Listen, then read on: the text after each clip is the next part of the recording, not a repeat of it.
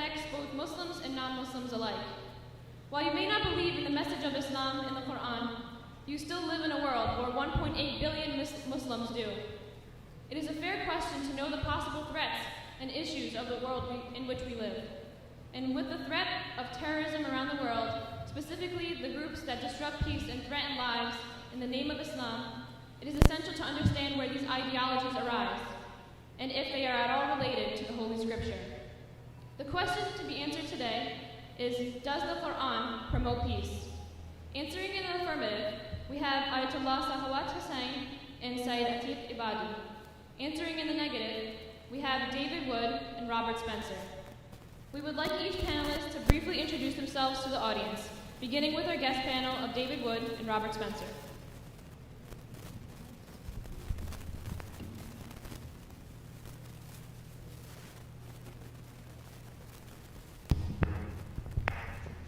Did you just want like, hi, I'm David, or like, Oh, hi, I'm David. Started studying Islam because my best friend in college wanted to show me that Islam is true, and so started studying then, and eventually he left Islam, and I thought I was done with Islam. That was the only reason I was studying Islam. And afterwards, Muslims started challenging me to debates, so I'm still involved. So. Hi, I'm Robert. I suppose since David told you why he started studying this, I will too. My grandparents were exiled from the last caliphate, the Ottoman Empire, for declining the invitation to convert to Islam. And I was fascinated by their stories growing up and wanted to learn about why that had happened and what exactly was going on. And so I began to read the Quran and to study, and certainly I'm sure we all can agree that if the Quran does promote peace, then there's an awful lot of misunderstanding of that among Muslims, but we'll of course discuss that soon.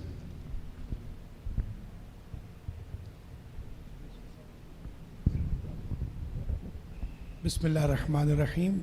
This is Dr. Sakhawat Hussain.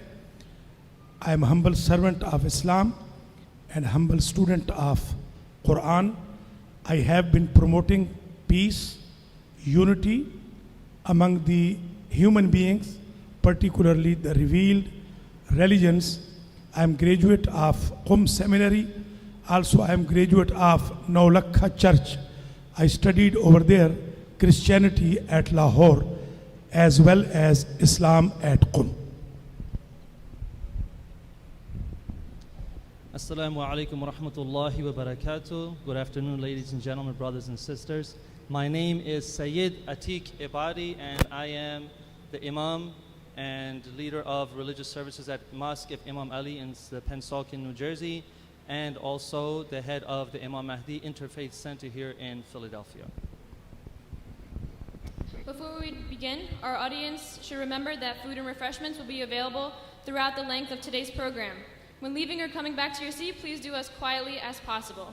We will begin with 20-minute presentations from both sides, followed by 10-minute rebuttals, a break, a question and answer session, and we will end with closing statements. We will start with 20-minute presentation from each panel. The time of 20 minutes refers to the total presentation time for each panel. David Wood and Robert Spencer will both present for a total of 20 minutes, and Saeed Atiq will be the sole presenter for his panel for 20 minutes. We ask the audience to please silence and turn off all electronic devices at this time, and please remain silent during the presentations. You may applaud at the end of each presentation. Any interruption from the panelists or the audience will result in time being added to the speaker's presentation. I will indicate the time remaining during each presentation and when the time has ended. We will now ask our guest panel to present for 20 minutes.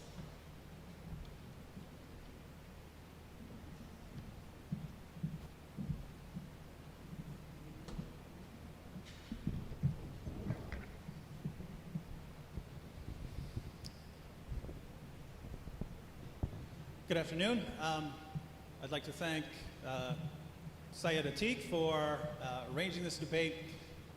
It's becoming increasingly difficult in our time to have open discussions about very difficult topics because people become very quick to start calling each other names and shouting each other down. So it's refreshing to have a Muslim organization actually challenging two handsome geniuses to come in here and argue that the Quran does not promote peace.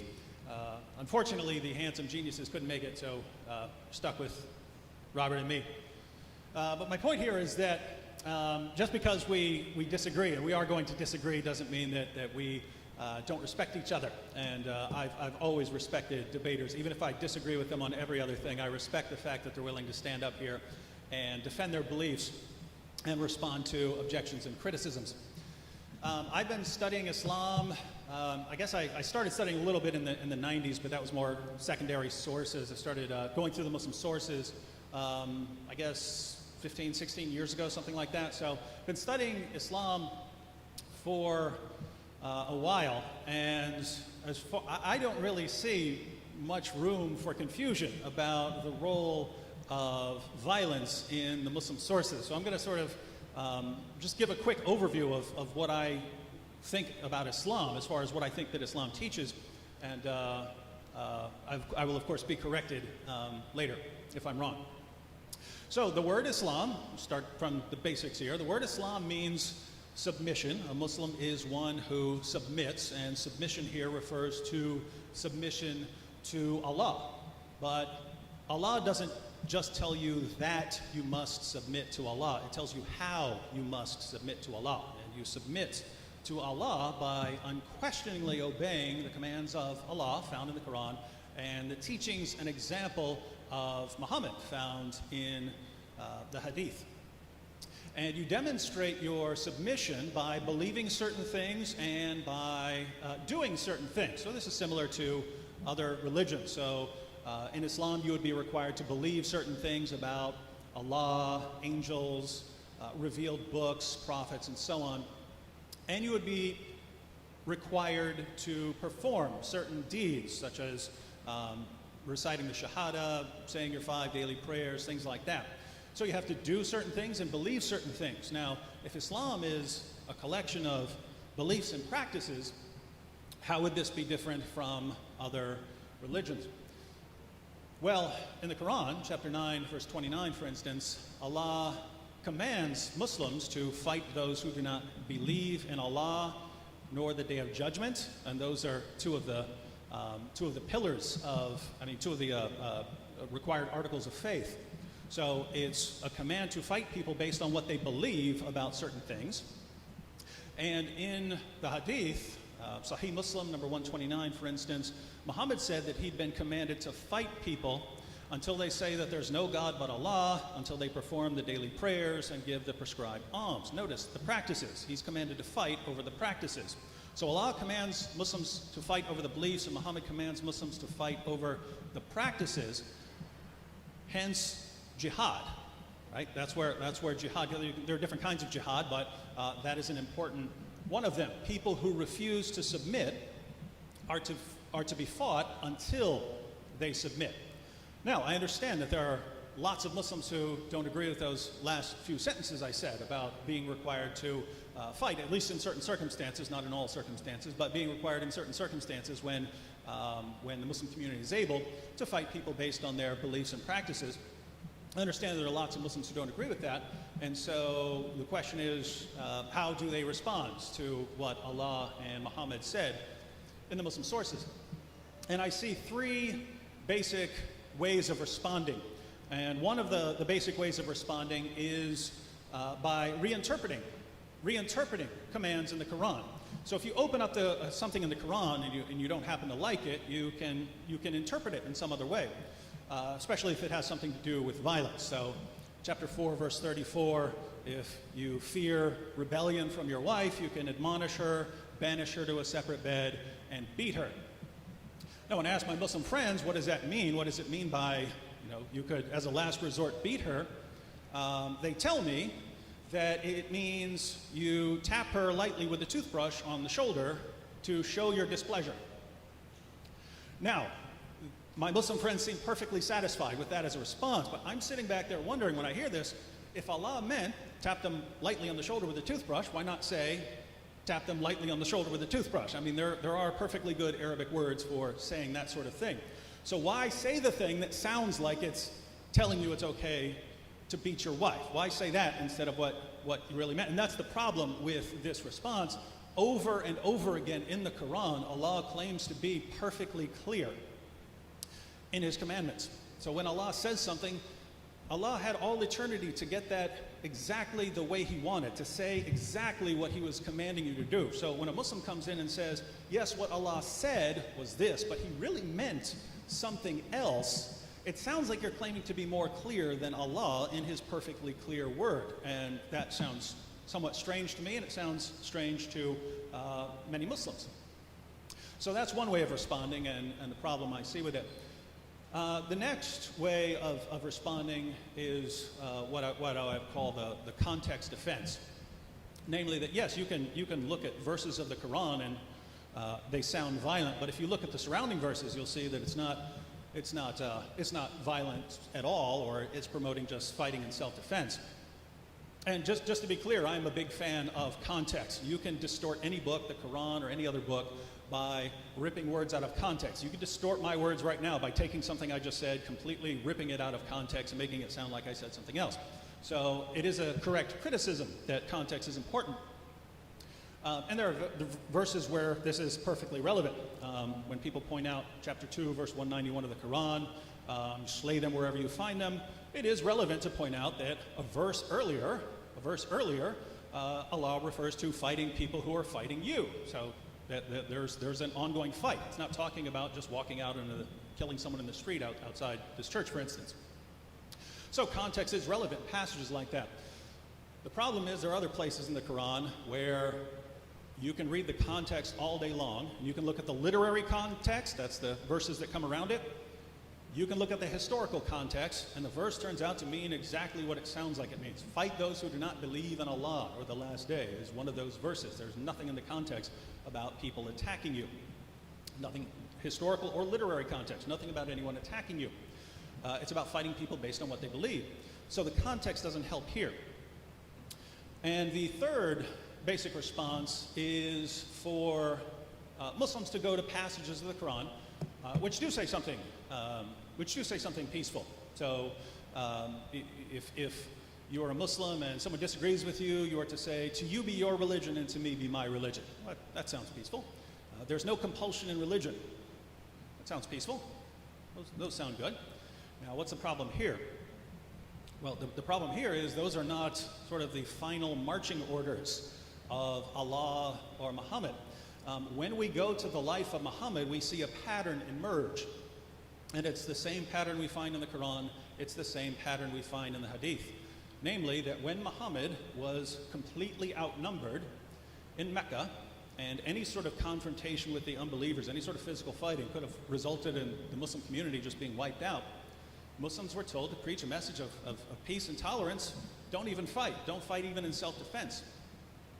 Later, Muslims left Mecca, went to Medina, and were able to form some alliances, had a lot more people on their side, and then the message changed to fight those who fight you. That's when you're fighting people, but the other people have to start the fighting. And so here you have what's called defensive jihad. You fight jihad, but it's for defensive purposes. The other groups have to do something to start it. But those are not the final marching orders. There is a later period when Muslims have the dominant position in society. They have the upper hand. They have the most and the strongest community. And that's when the commands change from fight those who fight you to fight those who do not believe. Now you have the subjugation of non-Muslims and non-Muslim groups. So the peaceful verses of the Quran that are used to show that Islam doesn't call for violence against unbelievers, those also fall prey to the context response. You say, what's the context of there's no compulsion in religion? What's the context of these other verses?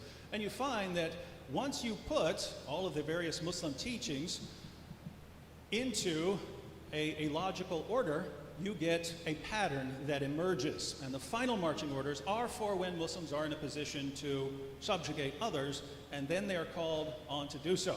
Again, I'm not saying Muslims in here agree with that, but that is what Islam teaches as far as I can tell. And And to expand upon some of this, we'll have Robert Spencer. Thank you, David. Thank you all for being here. And as David is saying, there is a certain progression in the development of the Quran's teaching on relationship with unbelievers. And he cited chapter 109, Surah 109 of the Quran, which says, say to the unbelievers, you have your religion, and we have ours, and essentially we'll leave each other alone. And then you have defensive jihad and offensive jihad. Offensive jihad being based solely on fighting unbelievers because they are unbelievers. And thus it is not defensive until there are no more unbelievers left to fight. They have all been converted or subjugated under the rule of Islam or killed. This is not an eccentric understanding of Islam. This was first formulated by Ibn Ishaq, who was Muhammad's first biographer and who wrote his biography of Muhammad in the middle part of the 8th century. And all the biographies of Muhammad since then, both friendly and unfriendly to him, have been based on Ibn Ishaq because he contains material that other people simply don't have. He's the earliest available source. And he was aware, as many of the early Muslims were aware, that there was a certain discrepancy in the Quran's teaching on jihad and on the relationship with unbelievers. Sometimes it was saying you get along with them and coexist and speak to them more eloquent words than they are speaking to you and so on. And other times it's saying go to war. And so he explained that there was a progression from tolerance to defensive jihad to offensive jihad as the final stage. And this was based on the idea in the Quran that the different surahs from Mecca and from Medina, Mecca being the first part of Muhammad's prophetic career when he was based in Mecca and was a preacher of religious ideas without any political or military power, and Medina later being where he settled and became a military and political leader as well as a religious one, that the Medinan verses coming chronologically later cancel out or supersede or have a superior authority to the verses from Mecca. This doesn't, of course, mean that anything is taken out of the Quran or blotted out altogether. It's a matter of, as generally the Islamic scholars have explained, it is starting with Ibn Ishaq and going up through Ibn Qayyim and Ibn Kathir and the Tafsir al-Jalalain, which is one of the mainstream commentaries on the Quran, of course, among Sunni Muslims, and all the way up to the 20th century. You have the idea based on chapter 2, verse 106 of the Quran, whenever we abrogate a verse or cause it to be forgotten, we will supply one that is just as good or better. That what comes chronologically later takes precedence over what comes chronologically earlier, and only when the circumstances of the earlier period are replicated are those passages in force. What I mean is this, that when Muhammad was preaching, you have your religion and we have ours, as in Surah 109, the Muslims were small and powerless. So when Muslims are small and a powerless group, they preach, you have your religion, we have ours, Islam is peace. But as they grow in power, just as Muhammad grew in power and began to teach first, fight those who fight you, as in chapter 2, verse 190, and then fight until religion is all for Allah, is in chapter 8, verse 39, then the defensive and then offensive jihad, they kick in. Now I should also add, just to make sure that we understand each other at this point, that many people will say, no, jihad is spiritual altogether. And that is very clearly something that is adamantly rejected by the Quran itself. For example, the Quran says in chapter 4, verse 95, not equal are those of the believers who sit at home, except those who are disabled, and those who strive hard, that is wage jihad, jahada, the verb there, and fight in the cause of Allah with their wealth and their lives. Obviously, if jihad were certainly jihad does have the sense of being a spiritual struggle within the soul to better oneself and bring one's life into conformity with the will of Allah. But if that were all that it was, then a verse like this would make no sense, because it's saying, strive hard. Those who sit at home are not equal to those who fight with their wealth and their lives. A spiritual struggle does not ordinarily involve one's wealth and one's life. Actually, it does ordinarily involve sitting at home and praying and devoting oneself to spiritual exercises and devotions and so on. And so, of course, there are many other indications that it's much more than a spiritual struggle, as in chapter 8, verse 41, know that whatever of the war booty you may gain, verily 1/5 is assigned to Allah and to the messenger and to the near relatives of the messenger and the orphans. Obviously, there's no spoils of war arising from a spiritual struggle. That's a hot warfare, clearly, in which prisoners are taken, their property is seized, and so on. This is underscored by a hadith in which Muhammad says, I have been commanded to fight against people until they confess that there is no God but Allah and I am his messenger. And when they do, their lives and their property are safe from me and my followers. In other words, as long as the people confess that there is no God but Allah and Muhammad is his messenger, their lives and property are safe.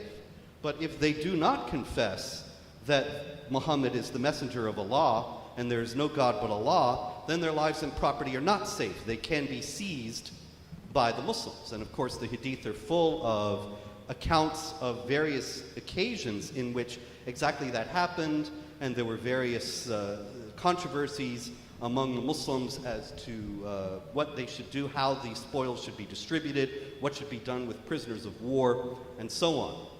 So the primary question here is not about a spiritual struggle, but about the nature of the warfare. And in that case, you come to something like chapter 8, verse 39 that I mentioned, where it says, fight until religion is all for Allah. And chapter 9, verse 29 that David mentioned, in which the Muslims are commanded to fight against even the people of the book, which is of course the Quran's term primarily for Jews and Christians, until they pay the jizya, the tax, with willing submission and feel themselves subdued. Now this verse is predicated by saying, fight against those who do not believe in Allah in the last day, and do not forbid what he has forbidden. So clearly the problem with the people who are being fought is not that they are fighting the Muslims. There's no mention made of that.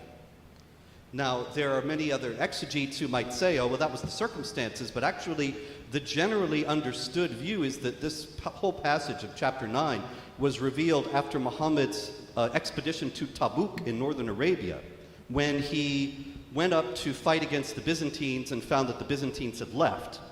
But the Byzantines had not attacked the Muslims. He had just went up there to fight them and exhorted the Muslims to fight solely on the basis of the fact that these people did not obey Allah and his messenger and did not forbid what he had forbidden. So as long as there remain people who do not obey Allah and his messenger and do not forbid what he has forbidden, the command to fight still remains. Obviously, while I'm sure that this view is not held by the gentleman here to my right, at the same time, unfortunately, it is held by all too many Muslims today. And I hope that, above all, that if these gentlemen make the case here to us that Islam should be understood in a peaceful way, that they will devote their efforts within the Muslim community to convincing the Muslims who've been responsible for jihad attacks around the world that they are misunderstanding Islam and need to lay down their arms. Thank you.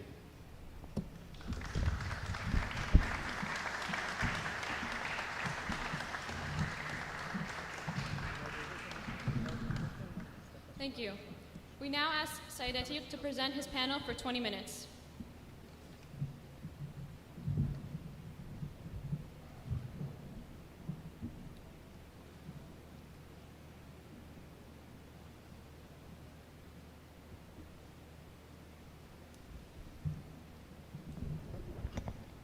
أعوذ بالله من الشيطان الرجيم بسم الله الرحمن الرحيم الحمد لله رب العالمين والصلاة والسلام على سيدنا محمد وآله الطاهرين صل على محمد وآل محمد السلام عليكم ورحمة الله وبركاته.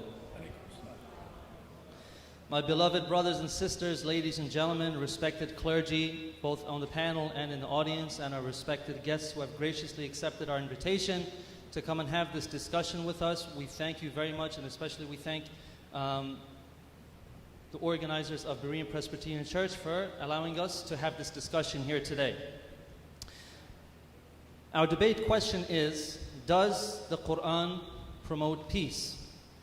Peace doesn't mean that we agree with each other on everything. An environment of peace is an environment that does not have oppression, persecution, or conflict. Peace means that we live our lives and we let other people live their lives as well. As the Quran says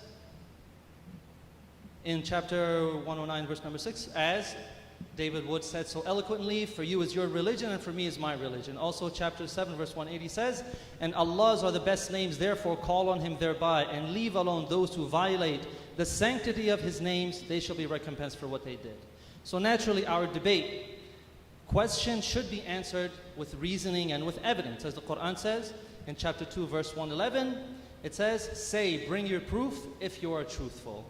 Now the Quran is a single book. It is not a collection of books. It's not an anthology. It's not a collection of short stories. It is a single book, so we should not cherry pick its verses. The Quran says in chapter 2, verse 85, do you then believe in a part of the book and disbelieve in the other? One part of the Quran explains another part of the Quran. We also cannot overlook the meanings of words or phrases. Translations into languages other than Arabic are sufficient for understanding the basics of Islam and for a person to be a good Muslim. But an expert on the Quran must have a minimum understanding of the language of the Quran. And what Muslims believe, what Muslims say or they do is not evidence. Whatever contradicts the Quran is not evidence in our debate. And we cannot interpret the Quran according to our own biases or our own limitations.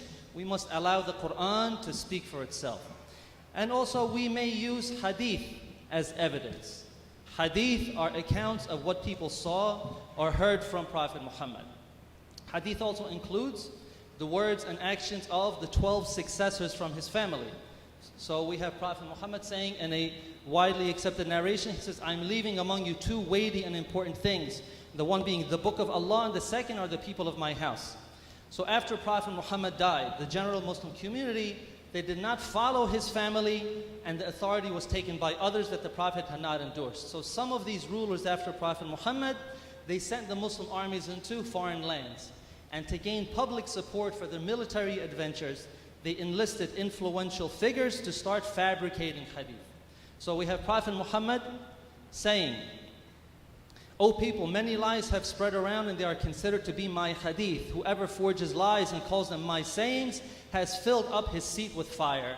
And Imam Ali, the first successor, said after the Holy Prophet, there were more such lies. So some fabricated hadith made it a sin to rebel against tyrants. This worked out very good for a tyrant. Or some others encourage spreading Islam through offensive war. And this works for a person who wants to spread his empire. Now Prophet Muhammad has said that if a hadith agrees with the Quran, you should accept it. But if it contradicts the Quran, then you reject it. So the Quran presents Prophet Muhammad as a warner, as a reminder, as a guide, as a mercy to the world, but never introduces him as one who brings war.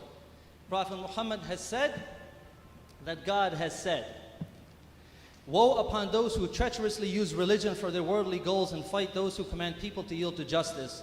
Woe upon those among whom the believers live frightened and hide their belief. This saying perfectly demonstrates what ISIS does today. Or he said, Allah has cursed the one who kills someone other than the one who tries to kill him, or strikes against someone other than the one who tries to strike him. And he said, a believer spending days and nights with suffering from the losses of his loved ones is better than his spending days and nights in the state of war. We seek protection from Allah against war. A man asked the 6th Imam, as we believe there are 12 Imams after Prophet Muhammad, asked the 6th Imam, I mobilized and faced the disbelievers. Should I fight them before calling them to Allah? And the Imam said, if they mobilize and fight, then you were drawn into it. But if they are people who have not mobilized and had not fought, you can do nothing but invite them to Allah. A man, in another narration, had acquired a sword and a horse, and people asked the 8th Imam what that man should do. And the Imam said, he should serve as a guard, but he must not fight. The people then asked, do you say that if the Romans entered the land of the Muslims, they should not stop them? And the Imam answered, their duty is to be on their guard, but not fighting. However, if the center of Islam, the center of the Muslim nation, and Muslims are in danger, then one must fight. After Prophet Muhammad, one ideology supported self-defense, which is the message of the 12 Imams. who the Prophet endorsed and commanded the Muslims to follow, and another group fabricated hadith and narrations to justify their militarism, such as we have today with the Wahhabi ideology, which is the ideology of ISIS and Al-Qaeda and the Taliban. So these terrorist groups, they all follow this ideology, and this doctrine goes all the way back to those tyrants who were fabricating and making up hadith after the Prophet. Imam Hussain was the third Imam after Prophet Muhammad, and he was the grandson of the Prophet. And in his time, he led an uprising against a tyrant named Yazid. Imam Hussain, he said, "Verily, I have not risen up because of provocation, nor arrogance, nor to cause chaos, nor as an oppressor, and verily I have come out seeking the reformation of the nation of my grandfather Muhammad." Meaning that after Prophet Muhammad, the nation had gone away from his teachings, and now the one that the Prophet had established and endorsed and commanded the Muslims to follow, he must reform that nation, that religion, back to what the Prophet had taught. So Imam Hussain and 72 of his supporters, they stood against Yazid's army of 30,000. And on that day they became martyrs, even as they called the enemy to abandon tyranny. And this epic of Karbala is the true meaning of jihad, which means standing against tyranny and oppression. Imam Hussain also said, "O people, the Prophet of Allah said, whoever sees a tyrant king acting towards the servant of God with sin and tyranny, then if he does not act against that king through practice or speech, it is Allah's right to make him enter into the tyrant's place of entry," meaning the hellfire. So after Prophet Muhammad, there were certain dynasties that fought each other for power, and the 12 Imams were a thorn in their side because they spoke against tyranny and against oppression. This continues today as the followers of the 12 Imams. They fight against the Wahhabi ideologies of ISIS and Al-Qaeda. And terrorists like ISIS, they hate the Shia, they hate the followers of the 12th Imam because of their call to follow these 12 Imams. And the Shias are the primary targets of these terrorists, and the Shias and the Sunnis, even today, they're on the front lines fighting and dying against ISIS. Every year, more than 20 million people, Shias, Sunnis, Christians, Hindus, people from other religions, they gather in Karbala to commemorate the sacrifice of Imam Hussain and to show their opposition to terrorist groups like ISIS.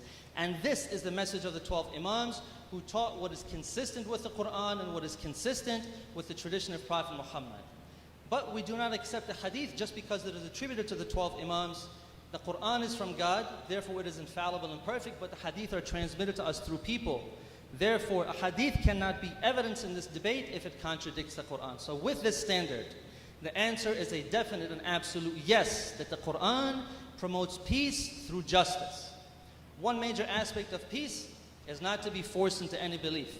So the Quran says, chapter 28, verse 56, "Verily, you cannot guide whom you love, but Allah guides whom He pleases. Will you then force men until they become believers? And it is not for a soul to believe except by Allah's permission."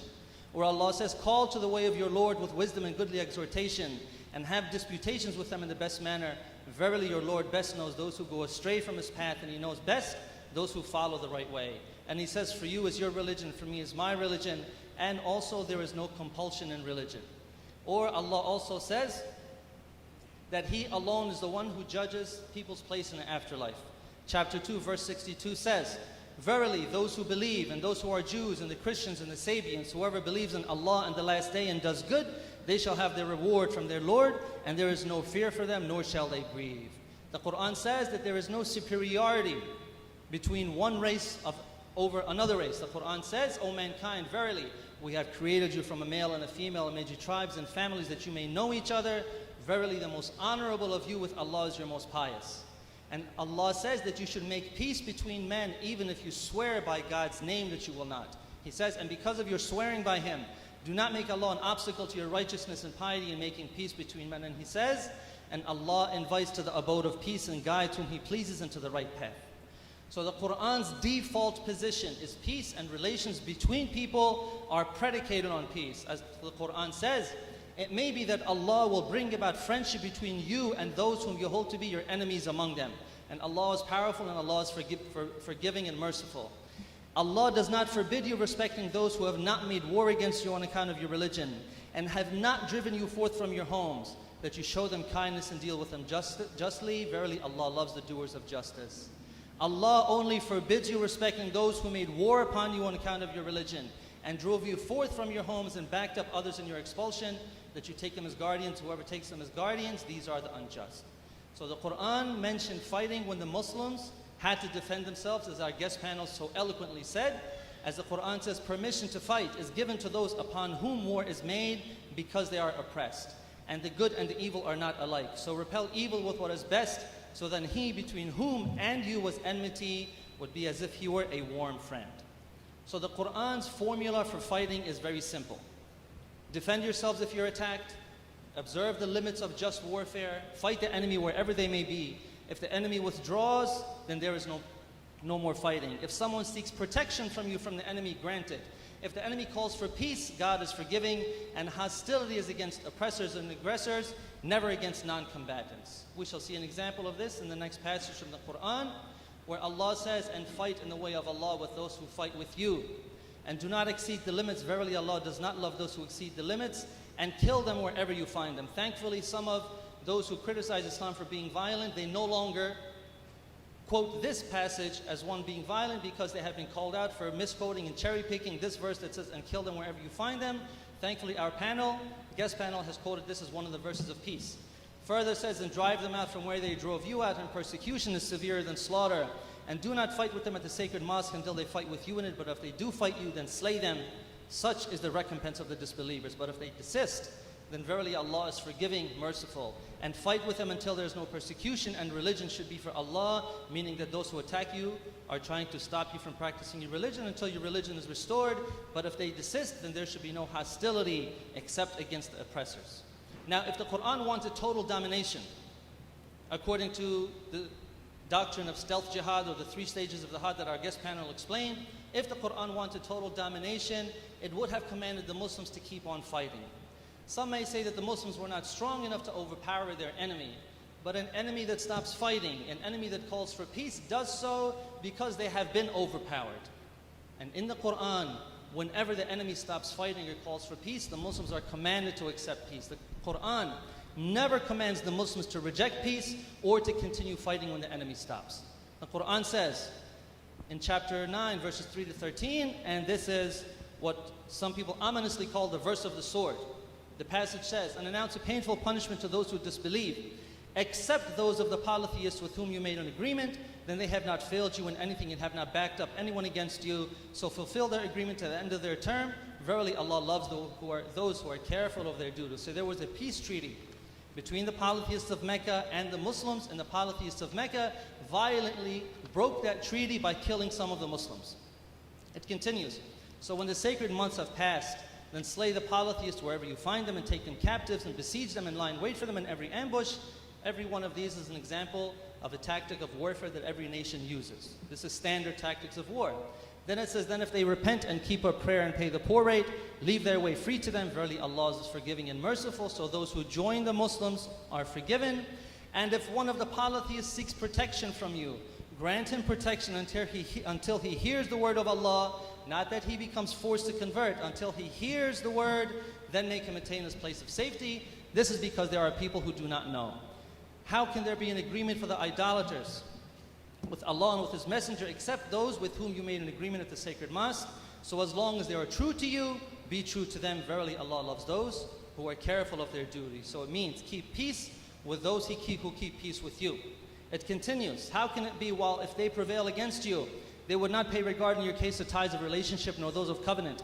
They please you with their mouths, while their hearts do not consent, and most of them are transgressors. They have taken a small price for Allah's communications, so they turn away from His way. Verily evil is it that they do. They do not pay regard to ties of relationship, nor those of covenant in the case of a believer, and these are they who go beyond the limits. But if they repent and keep up prayer and they pay the poor rate, they are your brethren in faith, and we make the communications clear for a people who know. And if they break their oaths after their agreement and openly revile your religion, then fight the leaders of disbelief. Verily their oaths are nothing, so that they may desist. It emphasizes that fighting is only against those who have violated the treaty. And the next verse says, so will you not fight a people who broke their oaths and aimed at the expulsion of the messenger, and they attacked you first? Do you fear them? But Allah is most deserving that you should fear Him if you are believers. So this verse, chapter 9, verse 5, which is called the verse of the sword, is used against the Quran, is used against Islam to try to show that it is a violent religion, that it says to go kill people just because they're of a different religion. But the context obviously shows that this is absolutely not the case. Now the Quran says in verse 929, which is another verse that is famously quoted by the anti-Islam movement, it says, fight those who do not believe in Allah, nor in the last day, nor do they prohibit what Allah and His Messenger have made sacred, nor follow the religion of truth from those who have been given the book, until they pay the tax and acknowledgement of superiority, and they are in a state of subjection. So we should make a point here. In Islam, there are two categories of things that are forbidden. Some things are forbidden like pork, and other things are what we call sacred like human life. So if I am starving, I can eat pork to save my life. But if I'm starving and someone won't give me his food, I cannot kill that person to take his food. This is the difference between what is forbidden and what is sacred. And this verse is talking about those things that are sacred. The terminology, حَرَّمَ اللَّهُ وَمَا يُحَرِّمُونَ حَرَّمَ اللَّهُ, this terminology, حَرَّمَ اللَّهُ, is only used in the Quran to refer to things that God has made sacred. By attaching the holy name of Allah to the prohibition, God emphasizes its sanctity. Verse 937 also mentions this terminology, حَرَّمَ اللَّهُ, to refer to the sanctity of the sacred months in which killing and fighting are forbidden. And there are three other places where this terminology, حَرَّمَ اللَّهُ, is used. And there are the last three verses mentioned here, which have almost exactly the same wording. And do not kill the soul that Allah has forbidden. حَرَّمَ اللَّهُ. Allah has forbidden that life to be killed, except in the requirements of justice. And all three have exactly the same wording. If this referred to all forbidden things, as our guest panel has said, that Muslims are fighting these non-believers just because they are non-believers, then the Prophet himself would have fought all of the Jews and Christians who were near him, but he did not. This did not happen. Verse 929 refers to the sanctity of human life. It calls for retaliation against those who commonly take human life like terrorists, those who do not respect the sanctity of life. And the verse is not referring to all Jews and Christians. It's not referring to all Jewish and Christian communities, but because it clarifies it by the word min, which means from. So you'll see whenever the Quran mentions disbelievers and people of the book, meaning Jews and Christians in the same sentence, إِنَّ الَّذِينَ كَفَرُوا مِنْ أَهْلِ الْكِتَابِ. Verily the disbelievers from the people of the book, not all of the people of the book. So only those communities who violate the sanctity of human life, they are the ones to be fought. And after their defeat, they are not released to go out and continue what they're doing without consequence, but they fall under the guardianship of the Muslims. Under the guardianship of the Muslims, their rights and their duties will be exactly the same as the Muslims, except that they pay a tax called the jizya, but they do not pay the zakat and the khums that the Muslims pay, and they are not required to perform military service. So verse 929 does not abrogate previous verses, but falls completely in harmony with them. The violent verses in the Quran do not abrogate the peaceful verses, because violent verses do not exist in the Quran. A violent verse would say, you used to fight in self-defense, but now you must attack first. But no such verse exists in the Quran. And abrogation does not change what is sacred and does not change what is forbidden absolutely. Human life is sacred, and killing an innocent person is always forbidden. A life can only be taken in retaliation for murder or terrorism, as the Quran says, for this reason did we prescribe to the children of Israel that whoever kills a soul, unless it be for manslaughter or for mischief in the land, it is as though he killed all men. Whoever keeps it alive, it is as though he kept alive all men. So it becomes very clear that these two verses, which are two of the strongest verses, or probably the strongest verses that the anti-Islam movement uses to try to show that the Quran is a violent book, absolutely has nothing to do with aggressive warfare or offensive violence. It is defensive. It is protecting the oppressed. Does the Quran promote peace? The only answer supported by reasoning and evidence is yes, the Quran promotes peace through justice. And this is emphasized by the verse that our guest panelist, our respected Robert Spencer, just read for as an example of the Quran being violent. He quoted 839. He said, fight with them until the religion should only be for Allah. But the verse says, and fight with them until there's no more persecution. And religion should only be for Allah. But if they stop fighting, then surely Allah sees what they do. Wassalamu alaikum wa rahmatullahi wa barakatuh.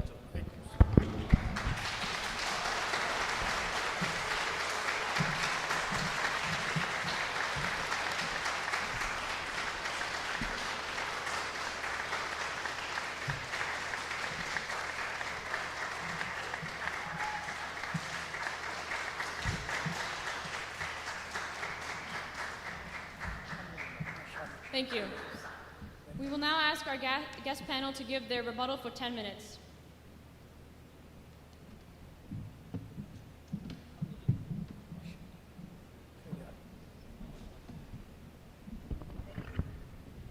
Let me start with that last verse mentioned. Chapter 5, verse 32 of the Quran. Just to give you an example of what I'm referring to. Because of that, we ordained for the children of Israel that if anyone killed a person not in retaliation of murder or to spread mischief in the land, it would be as if he killed all mankind. Notice that this is command for the children of Israel. It's actually a quotation from the Talmud. But what's not in the Talmud is that qualification, except if they spread mischief in the land. Now, what does that include? Because you're not supposed to kill someone unless they murder someone or spread mischief in the land. What's included in that spreading mischief? Well, it's used in the Quran in a bunch of ways, and according to Muslim scholars like Ibn Kathir, it even includes unbelief. So that's, as far as I can tell, the most peaceful verse in the Quran, and that's allowing a lot, but it's saying that this is for the children of Israel. The very next verse is directed towards Muslims, and the very next verse right after this says, the recompense of those who wage war against Allah and His Messenger and do mischief in the land, once again you're doing some sort of mischief in the land, is only that they shall be killed or crucified, or their hands and their feet be cut off from opposite sides, or be exiled from the land. That is their disgrace in this world, and a great torment is theirs in the hereafter. So, when Allah tells you about the value of a human life, He can't go one verse without calling for killing, crucifixion, and dismembering people, all for the vague crime of spreading mischief in the land. What does that mean? Well, seems like it could mean all kinds of things. Anything you find in some Muslim source about what involves mischief, well, now you have justification for killing or dismembering them and crucifying them. So, very interesting how when we talk about the context of the Quran and we talk about something like Surah 5, verse 32, it does help to read the actual context. Now, we had a very interesting interpretation of Surah 2, verse 85. Do you believe in part of the book and disbelieve in the other? Why do I say this is an interesting interpretation? Well, chapter 2, verse 85 is directed towards the Jews. The whole passage is talking to the Jews. And this passage is talking about the Jews violating the Torah. And the response is, do you just believe in part of the book and not in another? So if we're talking about context, this is talking to Jews, not to Muslims on how to interpret the Quran. Second, it doesn't say, do you follow every part of the book equally? It says, do you believe in only part of the book? We're not talking about not believing in parts of the Quran. As a Muslim, you would believe in all of the Quran. But that doesn't mean that all of them are apply equally at all times. If you are saying that, that would go against 14 centuries worth of interpreting the Quran, Sunni and Shia. Now, we heard an interesting interpretation of the Hadith, which I would agree with. If Hadith contradicts the Quran, it must be rejected. Now that would go both ways, by the way. If we find something peaceful in the Hadith that contradicts something that Allah clearly says in the Quran, then we would have to question that Hadith on those grounds.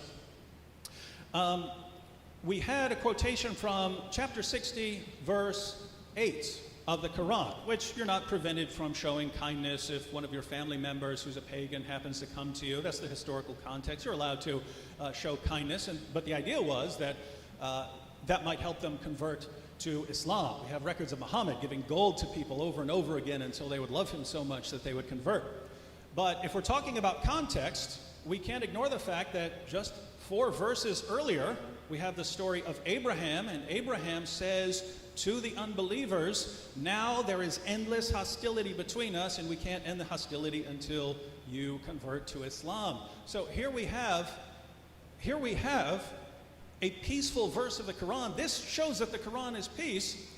And just a few verses earlier, in the same context, we have Abraham saying, there can't be peace between us until you convert to Islam. And the exact same verse, chapter 60, verse 4, look it up, says that Abraham is an example for the Muslims.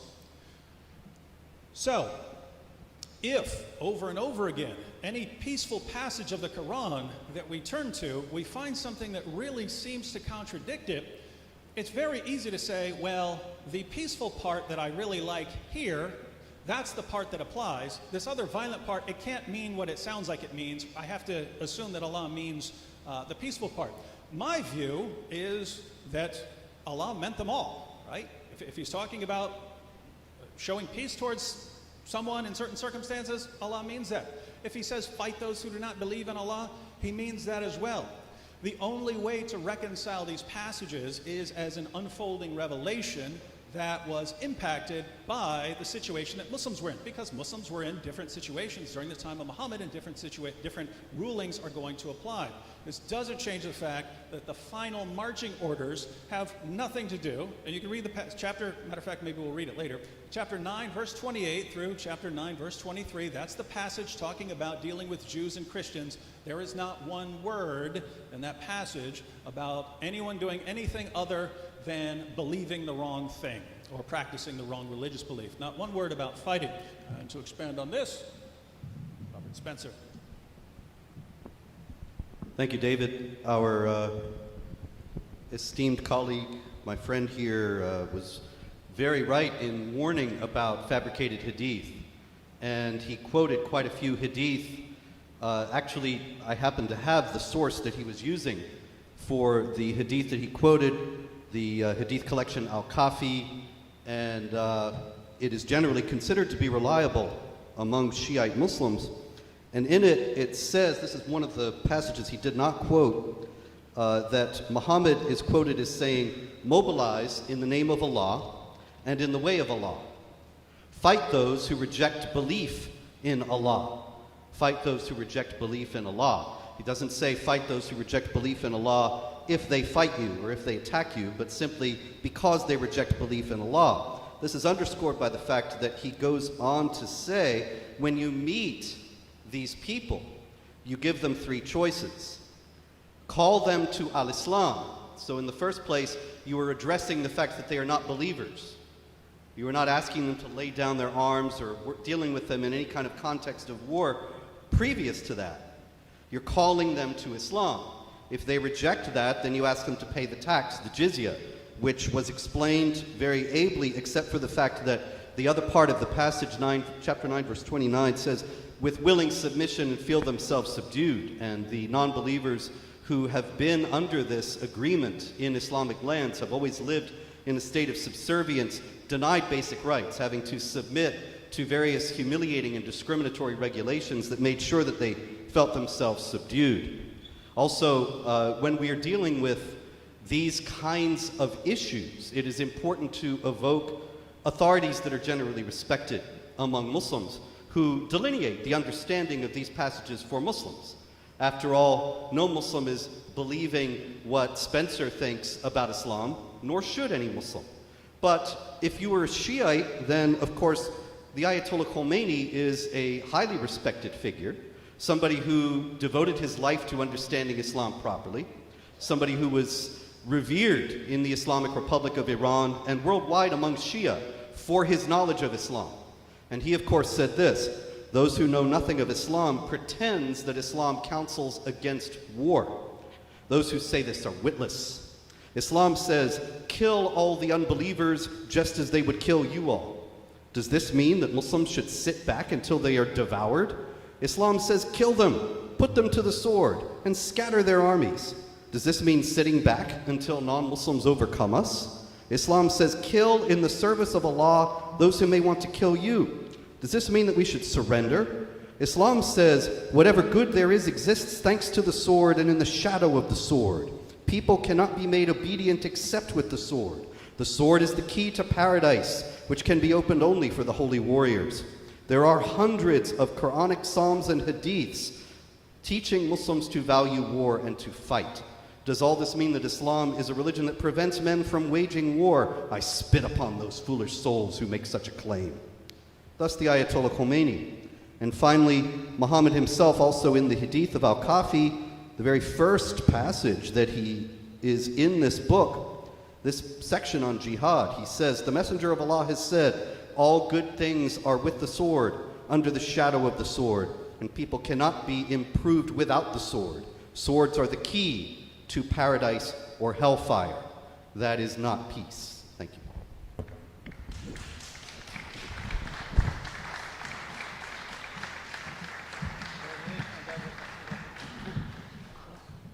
Thank you. And now Sayyid Atiq will give a 10-minute rebuttal for his panel.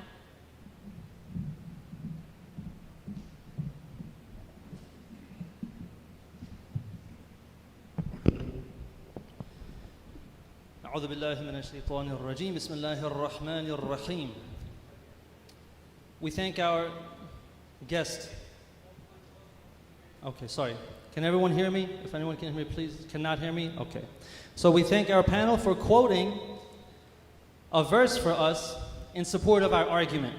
So we quoted verse 5, verse 32 of chapter 5, which says that if you kill one person, it's the same as you killed all people. And then they say, well, the next verse says otherwise. The first says, and he read the verse, and he just glossed over the first few words of the verse that completely explain that the fighting is only allowed because of war that is made upon you. It says, the punishment of those who wage war against Allah and against His Messenger.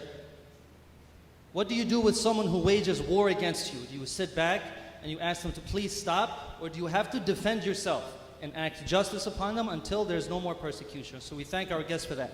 And it's a strike and a miss for every single verse that the anti-Islam movement tries to cite as evidence for the Quran being violent. It has never been proven that any of the verses are violent except by cherry picking or interpreting in a way other than how the Prophet has said to interpret the verses. And cherry picking hadith does not work either.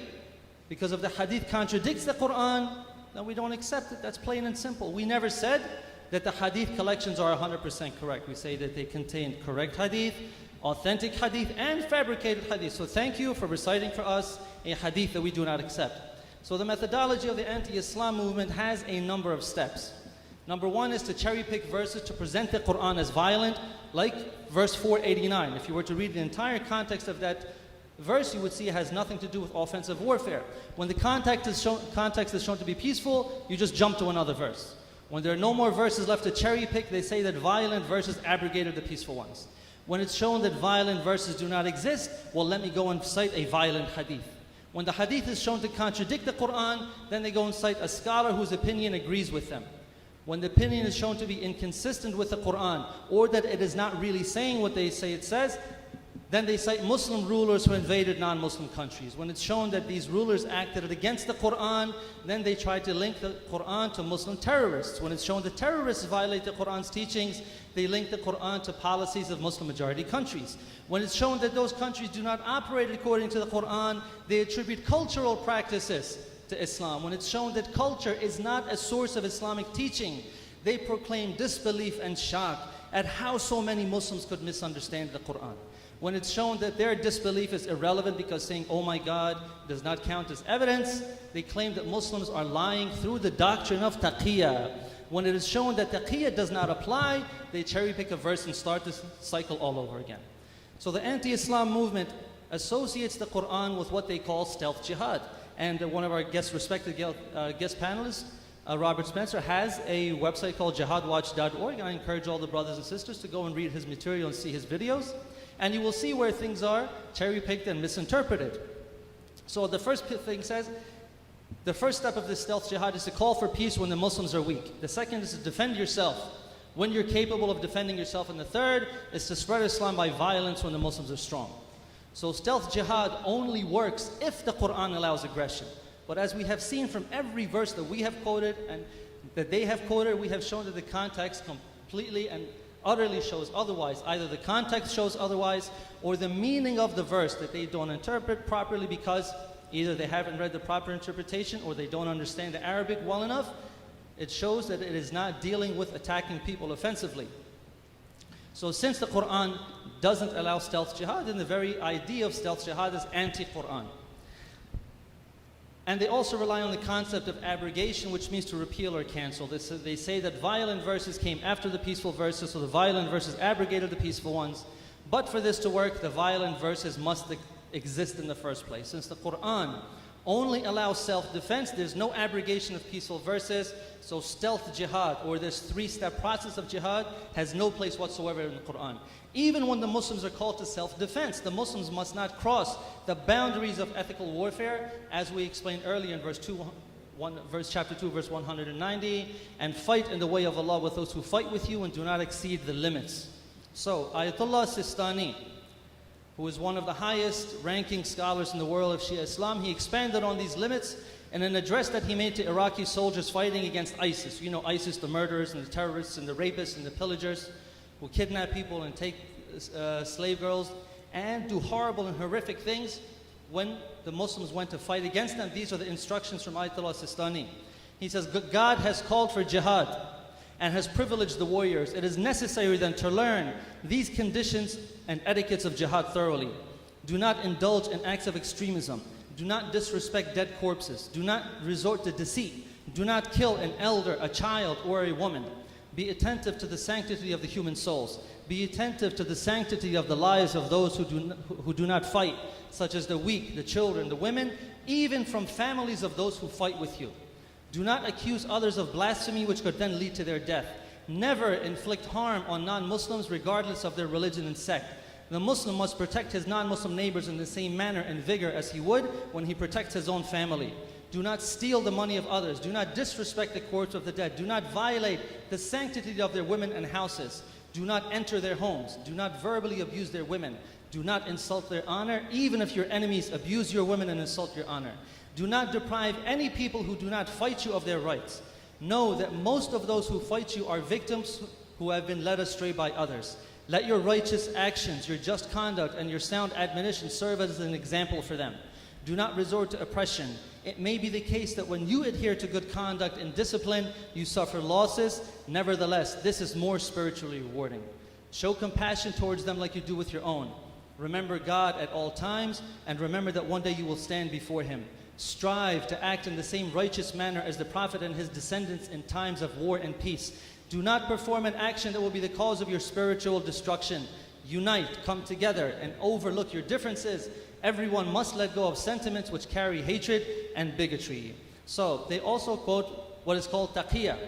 Taqiyya, as we said, means hiding one's faith to avoid death, injury, or property, or loss of property.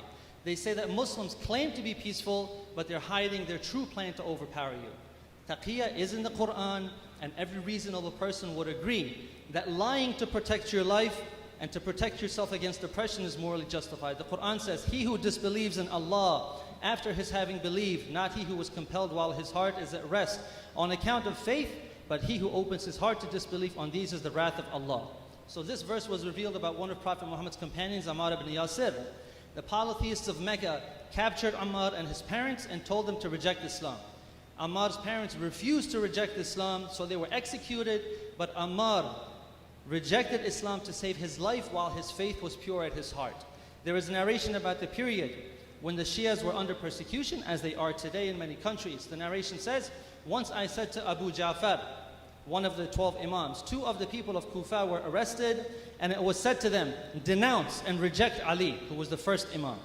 One of them rejected and the other one did not reject. The one who rejected Imam Ali was released, and the one who did not reject him was killed. The Imam said, the one who denounced and rejected Ali was an expert of the law of his religion, and the one who did not denounce was in a hurry to go to paradise. Meaning that he understood that protect his life is more important than verbally saying something that is against your faith, because the faith is pure in his heart.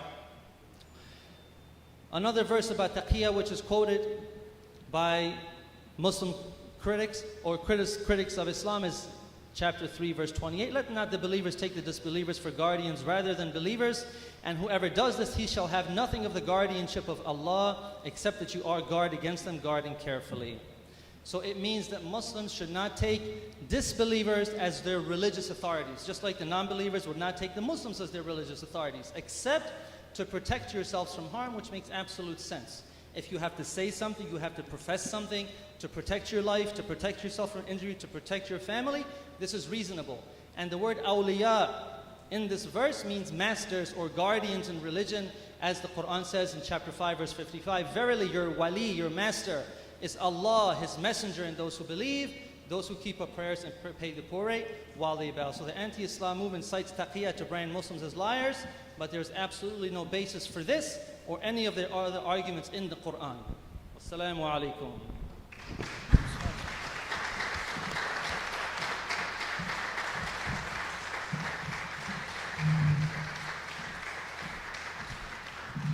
We thank both panels for their presentations. We will now have a 20-minute break followed by a question and answer session. We recommend that the audience use this time to prepare questions for either panel. Note cards and pens will be distributed. Please indicate which panel your question is which panel your question is for, and please be concise, and questions should be related only to today's topic. Return your question cards to any of the volunteers circulating around, and we will reconvene in 20 minutes.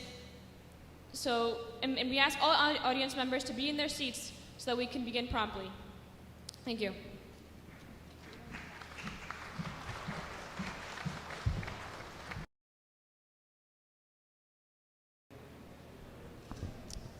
Okay, we're going to get started with the question and answer session now. Panelists will have 3 minutes to answer each question. We will alternate each questions with each panel. And once one side is finished answering a question, the other side will have a chance to answer the question as well with 3 minutes.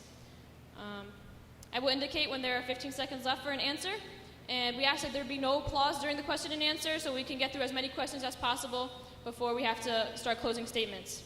So for the first question is for our guest panelists, and it says, if the majority of Muslims are nonviolent and one splinter group, i.e. ISIS or Al-Qaeda, can only the logical conclusion be that the minority is in the wrong with the skewed interpretation of the Quran? Well, as far as Islam is concerned, and this will be the same with anything else, it wouldn't matter if every Muslim in the world were the most peaceful person in the world. That would not change what Allah and Muhammad said 1,400 years ago. Or if every Muslim in the world were a terrorist, that would not change what Allah and Muhammad said 14 centuries ago. So Islam is defined by Allah and Muhammad in the Quran and the Hadith. It's not determined by majority vote today. If I said, well, lots of Christians are mean, so Jesus didn't teach love your enemies. What Christians do has no impact on what Jesus did. They're not building time machines and going back and changing the teachings. And so if we're talking about what Islam teaches, then we don't look to what Muslims are doing, although it's certainly relevant and might spur our interest to go and look at what Islam teaches. But I do object to the claim that it's only one tiny little splinter group. Did you want to comment on that, Robert? Yeah, actually, there's ISIS, there's Al-Qaeda, there's Boko Haram, there's Abu Sayyaf, there is Jamaat Islami, there is Hezbollah and Hamas. There are armed jihad groups all over the world, on every inhabited continent, and they all point to the Quran and the teachings of Muhammad to justify what they do. One question we would have is if this understanding of Islam, represented by what we've heard today from the other side, is the correct one, then why is it that so many Muslims don't get it? 30,000 Muslims from around the world believed in ISIS enough to go from their countries, from 100 different countries around the world, to join ISIS in Iraq and Syria. Why is it that they were not taught properly? Why is it that they're in their local mosques and from their parents who were Muslims, they didn't learn the true peaceful Islam? Why is it that Islam has failed so spectacularly to communicate this message of peace to so many tens of thousands of Muslims worldwide? Why is it that all these people who misunderstand Islam misunderstand it in the same exact way as to think that it mandates warfare against unbelievers, and that you can find Muslims waging war against unbelievers throughout the history of Islam? These are questions that actually show that the idea that Islam teaches peace is based on a very weak reed that has no foundation in Islamic tradition. Or otherwise we would see large-scale movements not just not joining ISIS, but actively fighting against it. And yet Muslims against ISIS groups and demonstrations have always gotten like 25 or 50 people, whereas demonstrations against cartoons of Muhammad or things like that get tens of thousands. So as we said in our rebuttal, disbelief and shock is not evidence. So I can't say, oh my God, I can't believe why so many Muslims misunderstand it. This is not evidence. My shock and disbelief at why so many Muslims misunderstand the message of the Quran, that shock and disbelief is not evidence in itself. And as David Wood very eloquently said, even if all of the Muslims of the world were peaceful, if the Quran was teaching a message of violence, then all of those Muslims being peaceful does not make the Quran peaceful. But in the same way, if a majority of the Muslims, even if all of the Muslims were violent, it would not make the Quran violent. The religion is separate by itself in one side, and the people and what they do is completely something else on the other side, and this goes for any religion. What Christians or Muslims or people of any religion have done in the past is not a reflection of the religion itself. The religion is completely separate.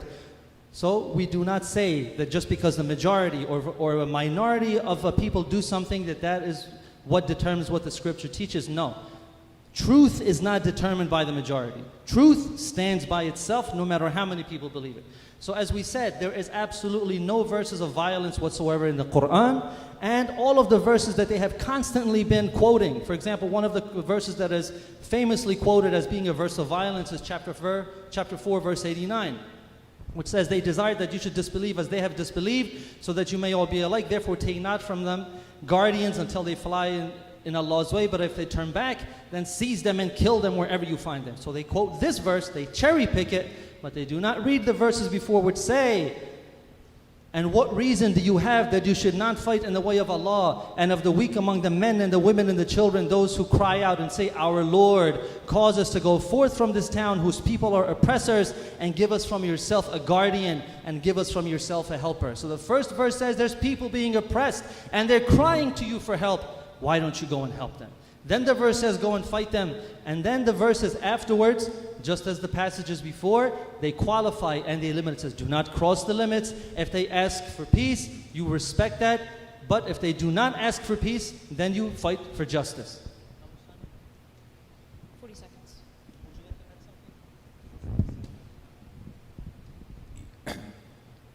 With the due respect of all of you, especially David Wood and Robert Johnson, my humble request is, Quran is in Arabic, and each and every word of Arabic might have 70 meanings. So this is very important to learn. Hebrews words, they do not have 70 meanings. The Bible was revealed in Hebrew and now it is in English. There are a lot of misconceptions about Quran, and we should remove that, and we cannot judge from the individual's theology of a religion. If all of the people are going to be against law, it doesn't mean the constitution of USA is wrong. Thank you. The next question we have is for the Muslim panel. Can you offer a coherent Quranic understanding of what it means for someone to perform mischief, as mentioned in the Quran ayah?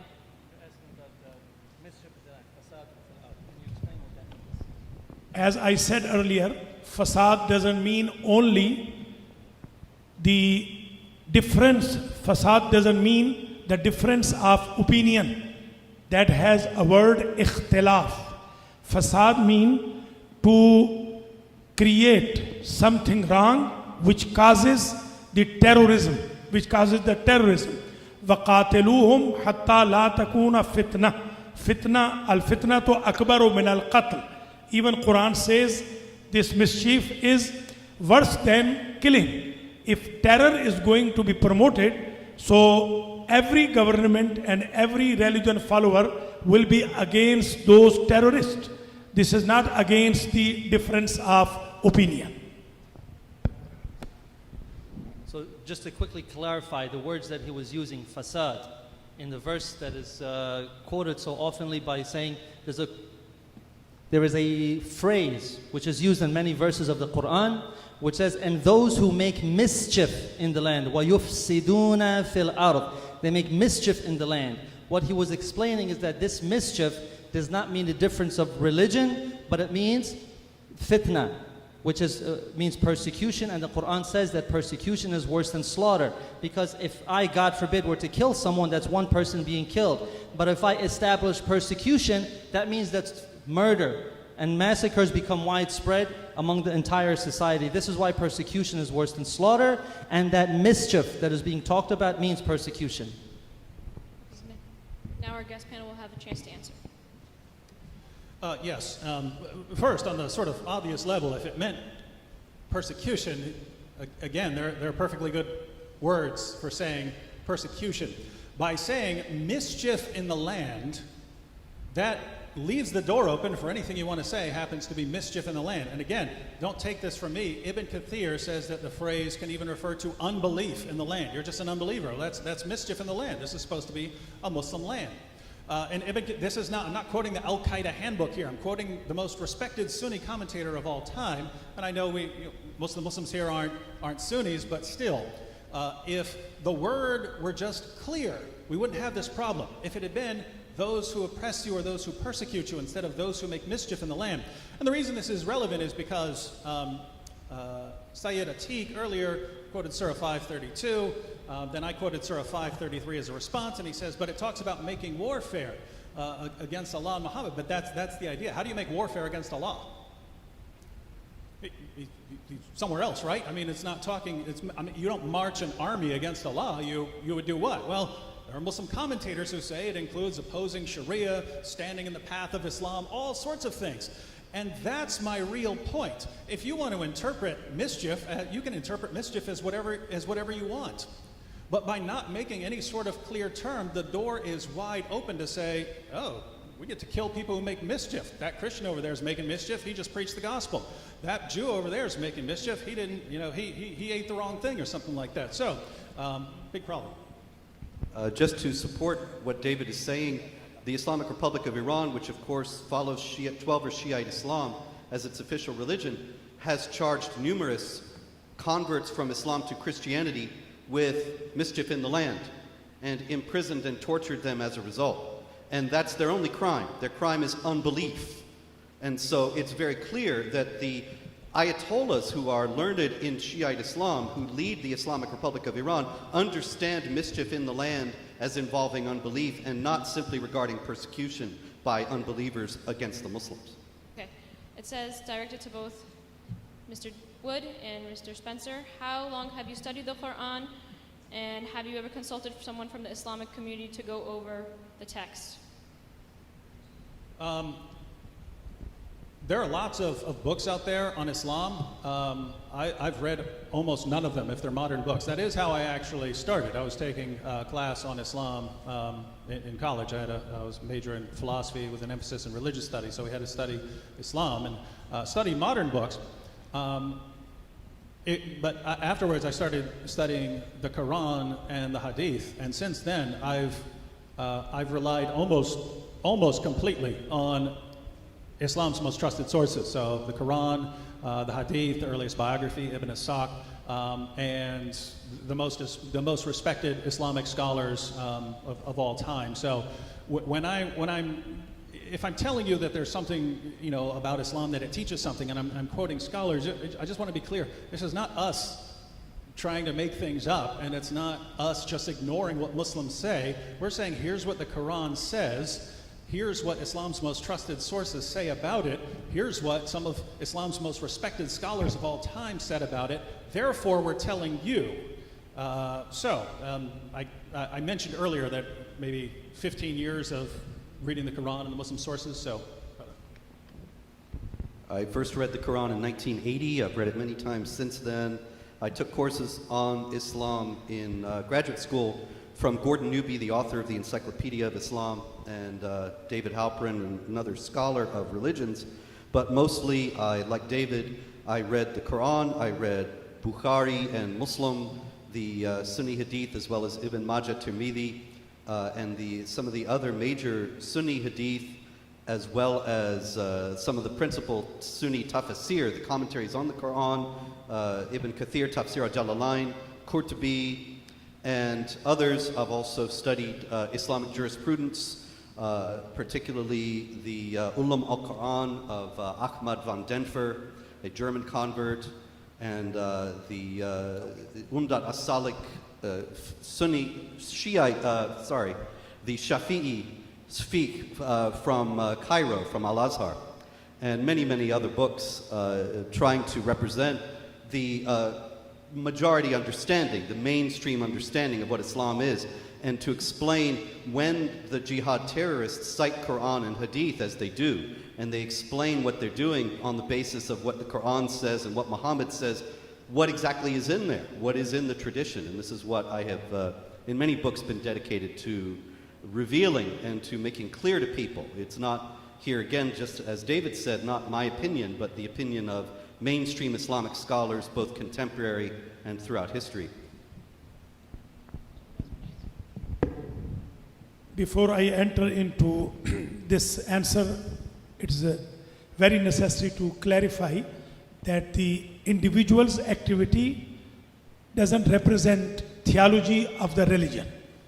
So this is one of the important reasons Muslims are being defamed. If there is any terrorism by a Muslim, they say this is Islamic terrorism. And if a Christian does this kind of activity, they say it is Christian, doesn't say Christianity's terrorism. I regret both Christianity and Islam. They do not promote or teach terrorism. And terrorism or peace, they are different schools of thought. Most of the Muslims, including Sunnis, they are not terrorists. They are peaceful. And Islam is the religion of peace. Quran is the book of peace. Let me get to this answer. If you want to become a scholar, a clergy in Islam, you have to properly go to the seminary. If I say I am postdoctorate education and I do not have any degree, so I cannot be titled as doctor until I get degree from the university. If someone wants to become a scholar, should study all the Arabic grammar, all logic and philosophy, all ilm badi', ilm ma'ani, bayan, etc., and then can go into the interpretation of the tafsir. Only studying of the tafsir or studying of the Quran, it doesn't indicate that a person is scholar now.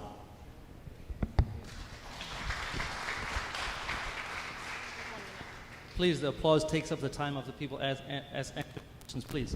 So very quickly, in the few seconds that are left, I would just like to say that when we say, why is it that so many Muslims misunderstand the Quran and think it's violent? Well, it's very clear to us. We read it exactly as it's read, we read it in the context, we don't cherry pick or misinterpret. So why is it that we understand that it's peaceful? Isn't it possible that we have the correct interpretation? And as we said, that the anti-Islam movement, one of the tactics that they use is to try to take the policies of a country that has a Muslim majority and use that to judge the religion or the book by it, when it is not possible to do that. We don't do that with any other country and their religion. We should not do it with Islam and the Quran. Thank you. The next question is, you mentioned that the hadith that are used to interpret the Quran are not taken by the Shia as authentic. What is the process used to determine which hadith is authentic and which is not? First of all, if hadith is against the education of Quran, Prophet himself told us to reject it. فَضْرِبُوهُ عَلَى الْجِدَارِ. There is another very important issue that Prophet said, it is in the beginning of Muslim Sharif, that كَسُرَ عَلَيَّ الْوَضَّاعُونَ. There are a lot of people who are spreading fake statements on behalf of me. And in the end of the world, they will be even increased. So I will humbly request all of you, especially those who are seeking and researching Islam, do not go behind any hadith. You have to check in Ilmul Rijal whether the chain of the quoters, chain of the traditionals, they are honest or they are not honest. So one of the most basic criteria for the hadith being correct is the one that we mentioned earlier, which is that if the hadith is consistent and agrees with the Quran, it's possible that it will be correct and we should accept it. But if it contradicts the Quran, then it does not become a part of Islamic theology or Islamic law or Islamic ethics. So in the same way that we should not cherry pick verses of the Quran, we shouldn't just jump to a book of hadith and say, well, this one looks like it supports my argument, so I'm going to use that one. Or this one goes against me, so I'm not going to use that one, I'm just going to completely avoid it. We have to see which one actually agrees with the Quran and the other criteria that are very important as well, and then determine whether it's true or not. Thank you. Well, that's how things work in theory. In practice, in actuality, it goes something like this.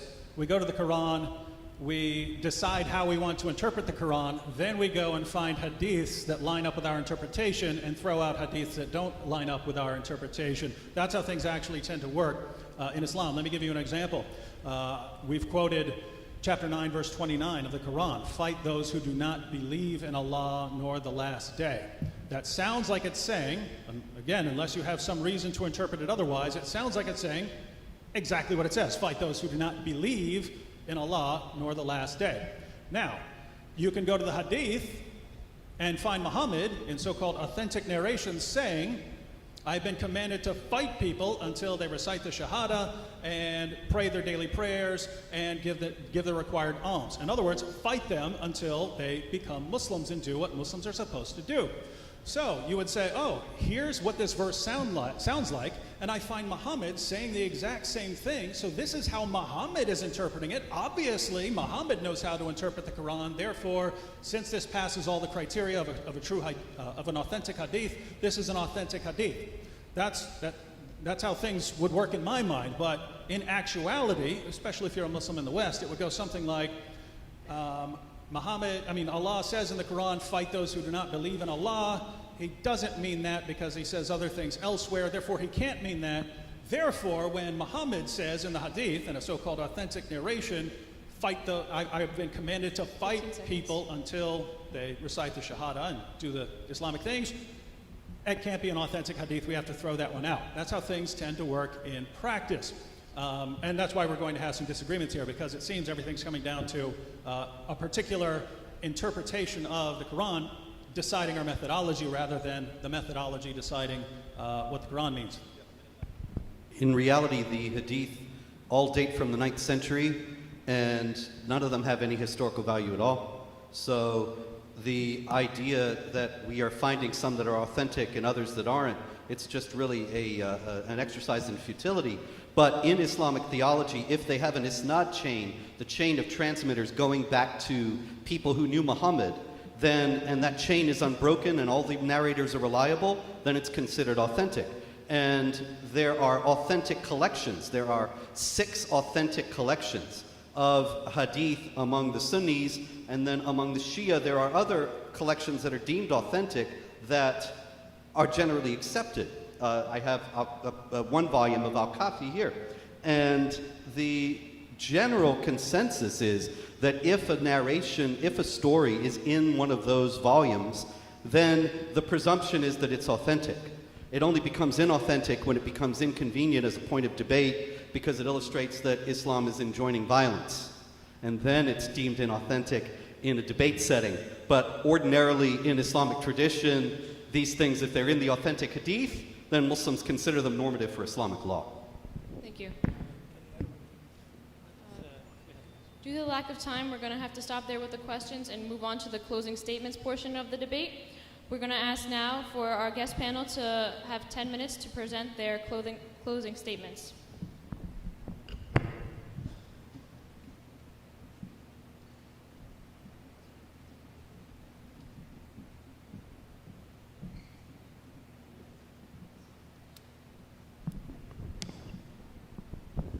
Well, we've heard some questions about why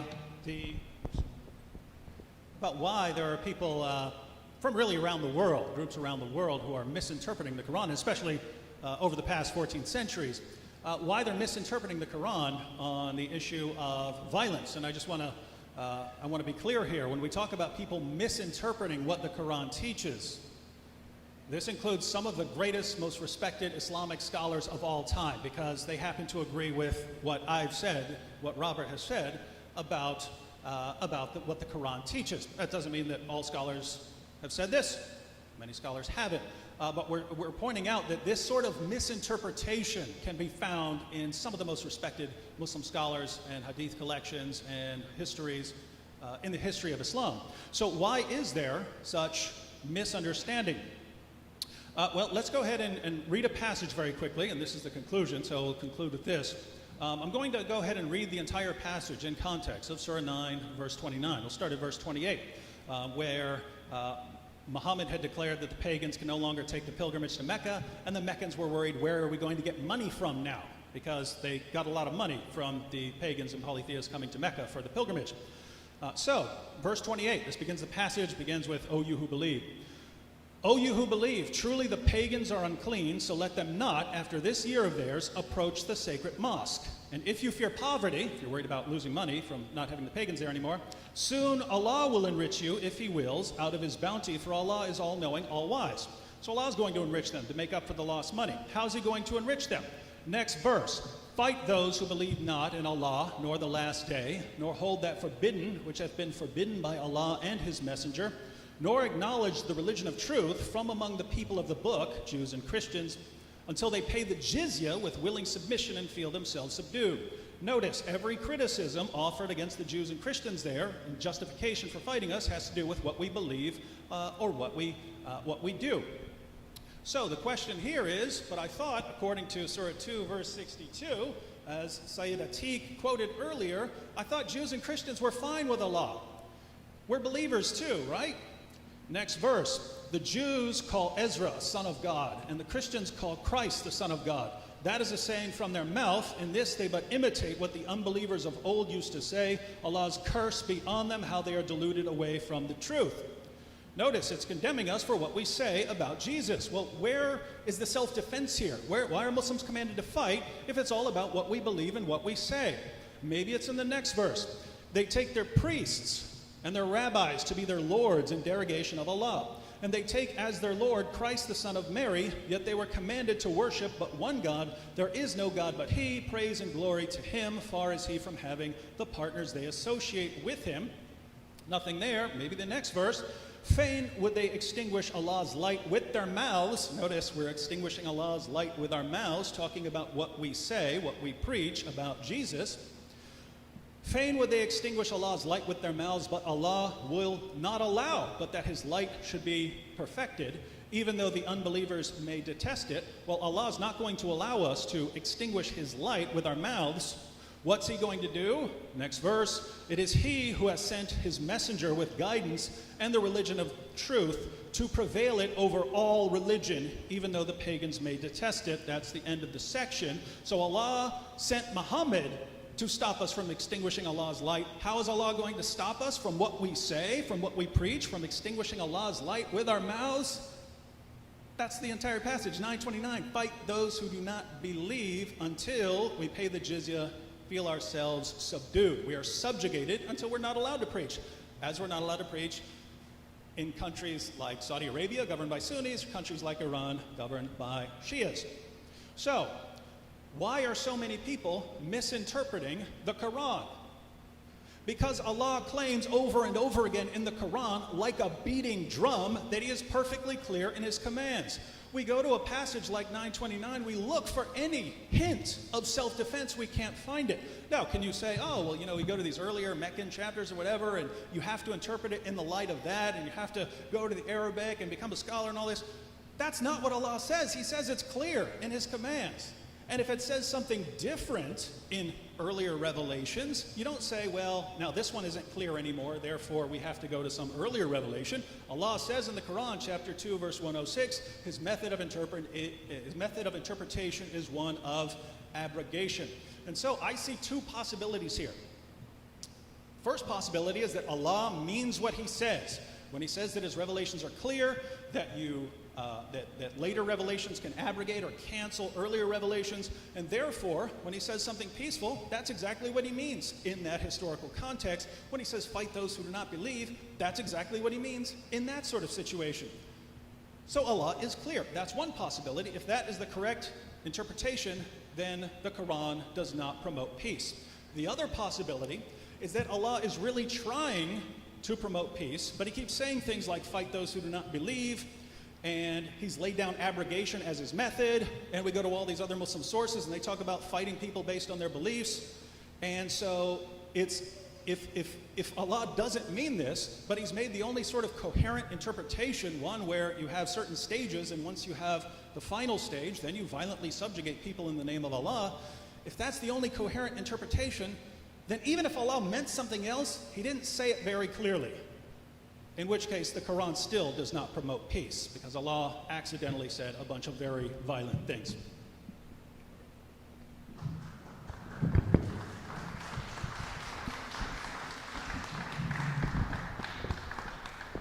Just to amplify on what David says, the Quran says, Muhammad is the messenger of Allah. Those who follow him are merciful to one another, but harsh to the unbelievers. That's chapter 48, verse 29. Then in chapter 60, verse 4, Abraham says to his father, we have rejected you, and there has appeared between us and you hostility and hatred forever, until you believe in Allah alone. And there are many other passages as such. Chapter 9, verse 123, fight those of the disbelievers who are close to you, and let them find harshness in you. Now, if there's enmity and hatred between the believers and the unbelievers, and the believers have to be harsh to the unbelievers, there is an aspect of warfare to this that illuminates why, as David also illuminated, so many Muslims seem to get the impression that they have a responsibility before Allah to wage war against unbelievers. In chapter 2, verse 85, it says that the unbelievers will get disgrace in this world and on the day of resurrection.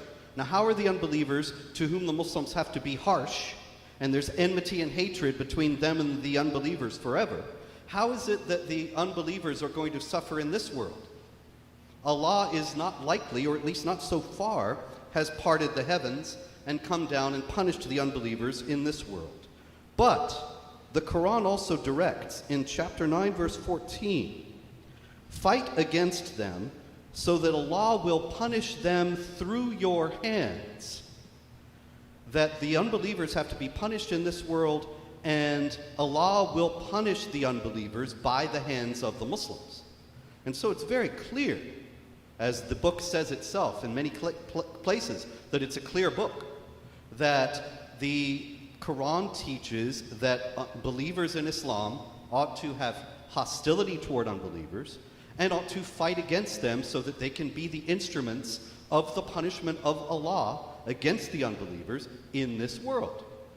And unfortunately, there are all too many Muslims who understand the Quran in exactly that way and are behaving in that way. And so I end as I began by saying that if you truly believe in what you're saying here, that Islam teaches peace, I hope you are making very strenuous efforts within your own community to make sure that this very widespread misunderstanding of Islam doesn't spread further, and that all Muslims will believe, as you do, that Islam teaches peace. Thank you.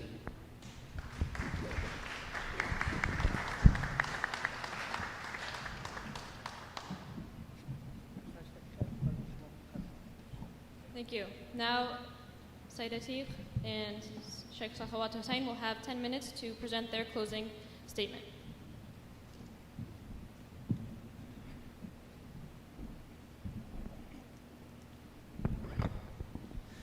One thing we should very quickly notice is that we quoted two of the most heavily cited verses of the Quran used by the anti-Islam movement to show that the Quran is a violent book, but we showed that it is actually peaceful, and instead of responding to it, they are completely hushed about it. For example, chapter 9, verse 5, which is supposedly called the verse of the sword, which says, kill the polytheists wherever you find them.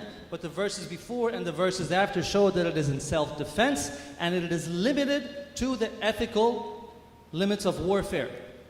Completely hush about it. Or chapter 4, verse 89. In so many of their videos and writings, I'm sure many of you have seen their videos and writings, you'll see that they quote these two, 9:5 and 4:89, so many times as verses of violence, but the context when you read it is absolutely the opposite. So, when it suits them, now they're going to try to use the context, for example, chapter 9, verse 29, to try to show, oh, now we're going to read the context, but if The wording of the verse itself clearly shows that it is not talking about just general people, but is talking about those people who are killing and are massacring. Then whatever the context says does not apply to that verse. Verse 929 says, fight those who do not believe in Allah or the last day, and they do not hold sacred what Allah has held sacred. And as we explained, that terminology is very clearly only used in the Quran to refer to the sanctity of human life. So it is referring to the sanctity of human life and nothing else.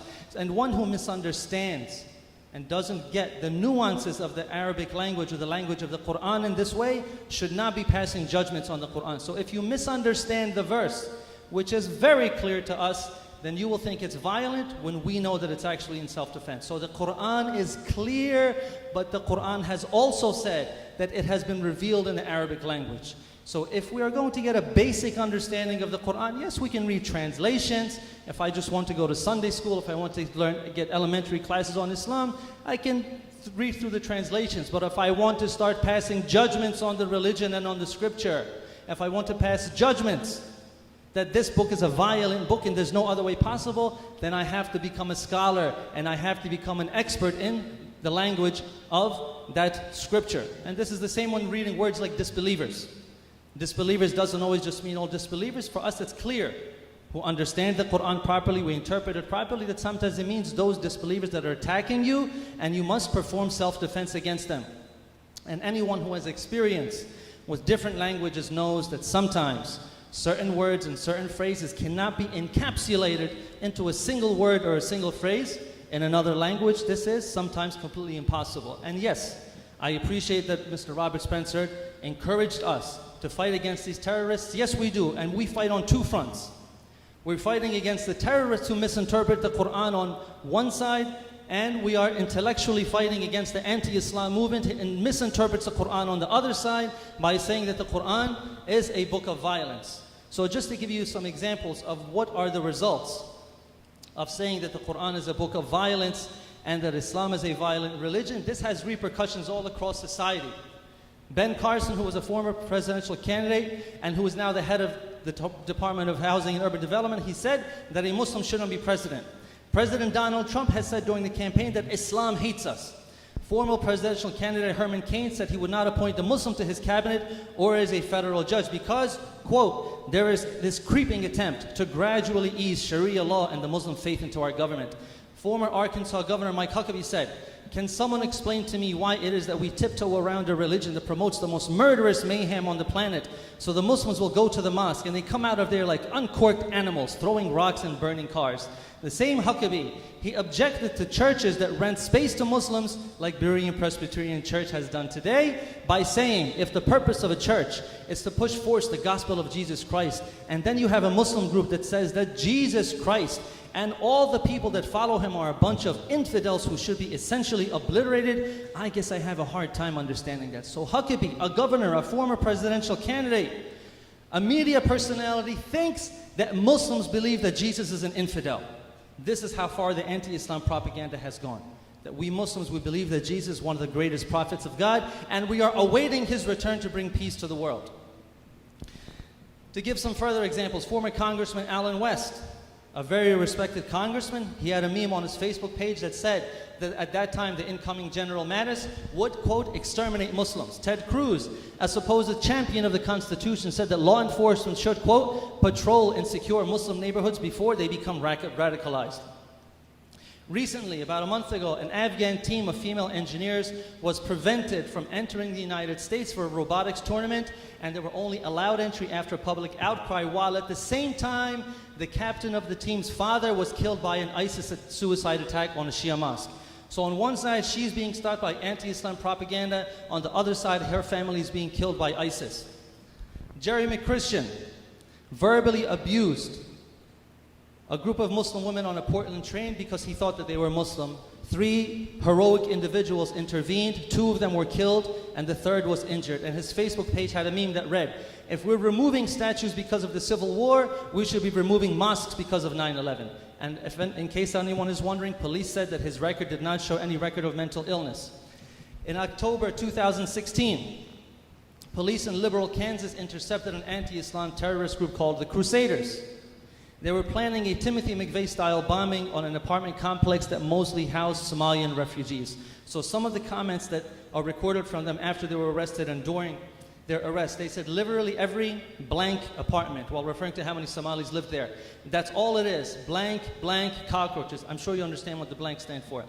They plan to use explosives and then to go in and shoot the survivors. They said there's no leaving anyone behind, even if it's a 1-year-old. I'm serious. I guarantee if I go on a mission, those little blanks are going bye-bye. And they justified this by saying that all of them, or the majority of them, were of fighting age. And ironically, when they went to court, the group's defense team argued that fake news had convinced the Crusaders that the US was in a state of emergency. So their defense team blamed anti-Islam propaganda for radicalizing the Crusaders to hate Islam and Muslims. So the anti-Islam movement tells people that the Quran commands people to kill non-believers without provocation, to force non-believers to convert, to force non-believers to become second-class citizens, to replace all world governments with an Islamic government, and that all throughout this they are lying to achieve their goals. So if you convince people that this is true, then they will view all Muslims with fear, anger, and paranoia. This is the result of what happens. We should be very clear about the consequences of our words. Those who misinterpret the Quran are morally responsible for the crimes that are a result of their false propaganda.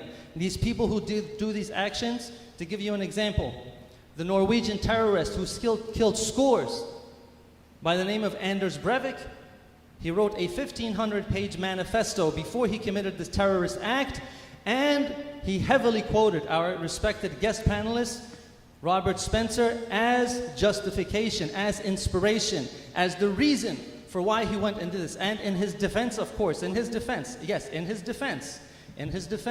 Mr. Robert Spencer did say that whoever gets the idea that you should go ahead and kill people from the things that he writes, he said they're crazy. In his defense, of course, he doesn't agree with that. We're not saying that he does, but we're just putting forth the idea of what happens, that when you say something and you cause an entire community and an entire religion to be feared, to make people think that they're constantly coming to attack you, that there's worldwide conspiracy of 1.8 billion Muslims, then what do you think is going to happen to people who believe this and they want to protect their families, they want to protect their country? Do you think that some of them are just going to sit around and let this happen if they think that this is going to happen? No. When the Quran is misinterpreted, Muslims lose to terrorists on one side and we lose to the anti-Islam movement on the other side. Terrorists like ISIS are wrong about Islam, the anti-Islam movement is wrong about Islam. There are absolutely no verses of violence or aggression in the Quran. As we explained, the Quran only promotes peace through justice. Wassalamu alaikum wa rahmatullahi wa barakatuh.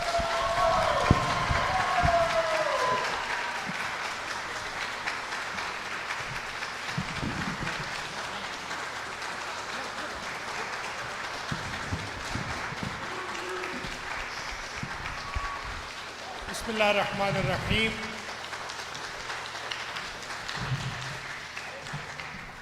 Thank you very much. I appreciate your participation, dear guests and all of you audience. The presentation was very nice. Let me sum up within 2 minutes. First, the word jihad is not used only for fighting. Al-Qadu li'ayalihi kal-mujahid fi sabilillah. Who goes to earn the money for himself and his family. Islam says he is doing jihad. Imam Ali says, لو تمثل لي الفقر لقتلته لو تمثل لي الجهل لقتلته. If I see arrogance and ignorance or poverty, I am going to kill both of them.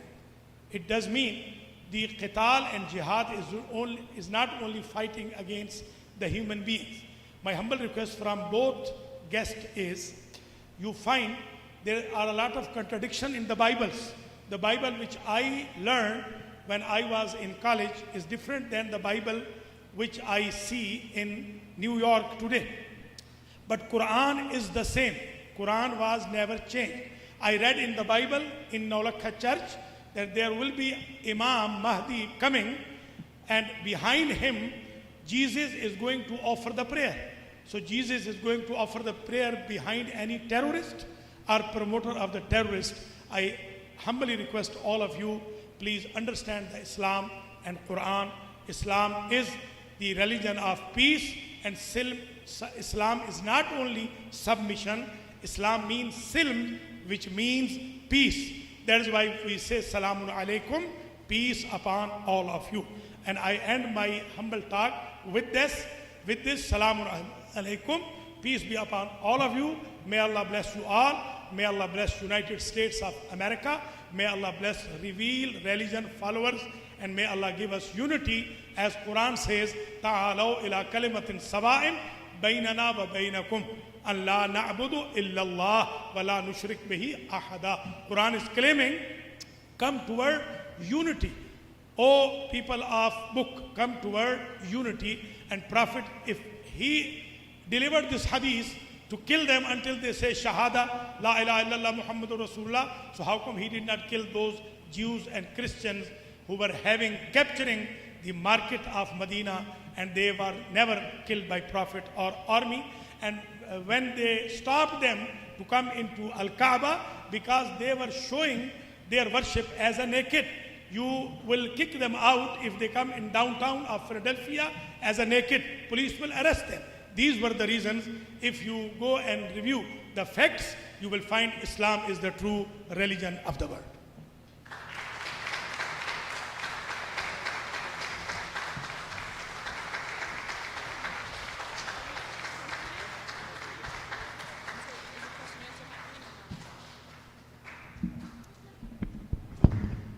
Ladies and gentlemen, that concludes the debate portion of our program. Both sides were given an equal opportunity to present their arguments, and the decision remains to each person's reasoning. We would like to thank our panelists and our wonderful audience for attending, and we have a few announcements to make about future programs. Okay. Okay, anyone? Yes, okay. We would like to thank everybody for attending today's program, and if you would like further information about the program going on at Imam Ali Masjid or at IMC Philly, they will have that information available to you, so you can sign up to be a part of the newsletters and be aware of the future programs. Thank you for attending, and that is all. Have a nice day.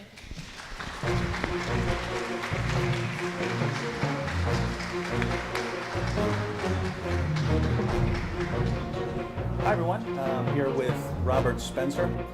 Normally, I wouldn't add anything to the end of a debate that came afterwards, and there is, there's a kind of urge to do that, because I've never left a debate where I didn't walk out thinking, oh, I should have responded to this and this and this and this and that, and didn't get time. I was responding to other things. But at the same time, debates are set up to be fair and have equal time and so on for a reason, so that, one person doesn't get extra time. And so I've always found it kind of lame when people make put out the debate video and then they add a bunch of stuff to it to respond to other things people said. That's different from making videos afterwards where you respond to something separately, but, debates kind of should, I think, stand as they are. But there is an exception in this case, because our friend Atiq, whom you just saw debate with, at the end of the debate, he mentioned some things about Robert here, and Robert would have liked to have responded, but we were out of time. We had no further opportunities to respond. After the debate, when Robert mentioned that he had some objections to what Atiq had said, Atiq said, well, if I had known that you wanted to respond, then I would have given you the opportunity. And then he confirmed this in email as well. So this sort of has Atiq's stamp of approval that there was something new brought up in the conclusion that we never had a chance to respond to. And Atiq said he would have given us the opportunity to respond to it if he had known. So he thinks it's okay to respond afterwards, and you did want to respond, right? Oh, absolutely, yes. Okay, so if again, Atiq says it's okay, and Robert did want to respond. So in this situation, I think it's okay to add something at the end now. What was it that Atiq said? And we can see why he's saying this. I hear this from a lot of sides, right? I hear this from a lot of people saying the same thing. This is not just Sayyid Atiq. Yeah, if I hadn't gone through Breivik's manifesto, and I just listen to what I hear from the media, I would probably think, if I didn't know you, I would probably think something similar to what Saeed said. So Yes. what was the gist? Saeed Atiq was making the argument that I was mentioned many times in Breivik's manifesto, and of course Breivik being the psychopath who killed people, 77 people was it, in Norway a few years back. Did he And- attack Muslims, by the way? No, he didn't. Okay, He was just attacking people at a youth camp. Yeah. And non-Muslims. In any case, Saeed Atiq was making the point, or attempting to make the point, that our pointing out, and specifically my pointing out, the violent elements of the Quran and the Sunnah was inciting violence against Muslims. And his first and only exhibit of this was Breivik. But the reality is, if you look at Breivik's manifesto, I did not incite him to violence.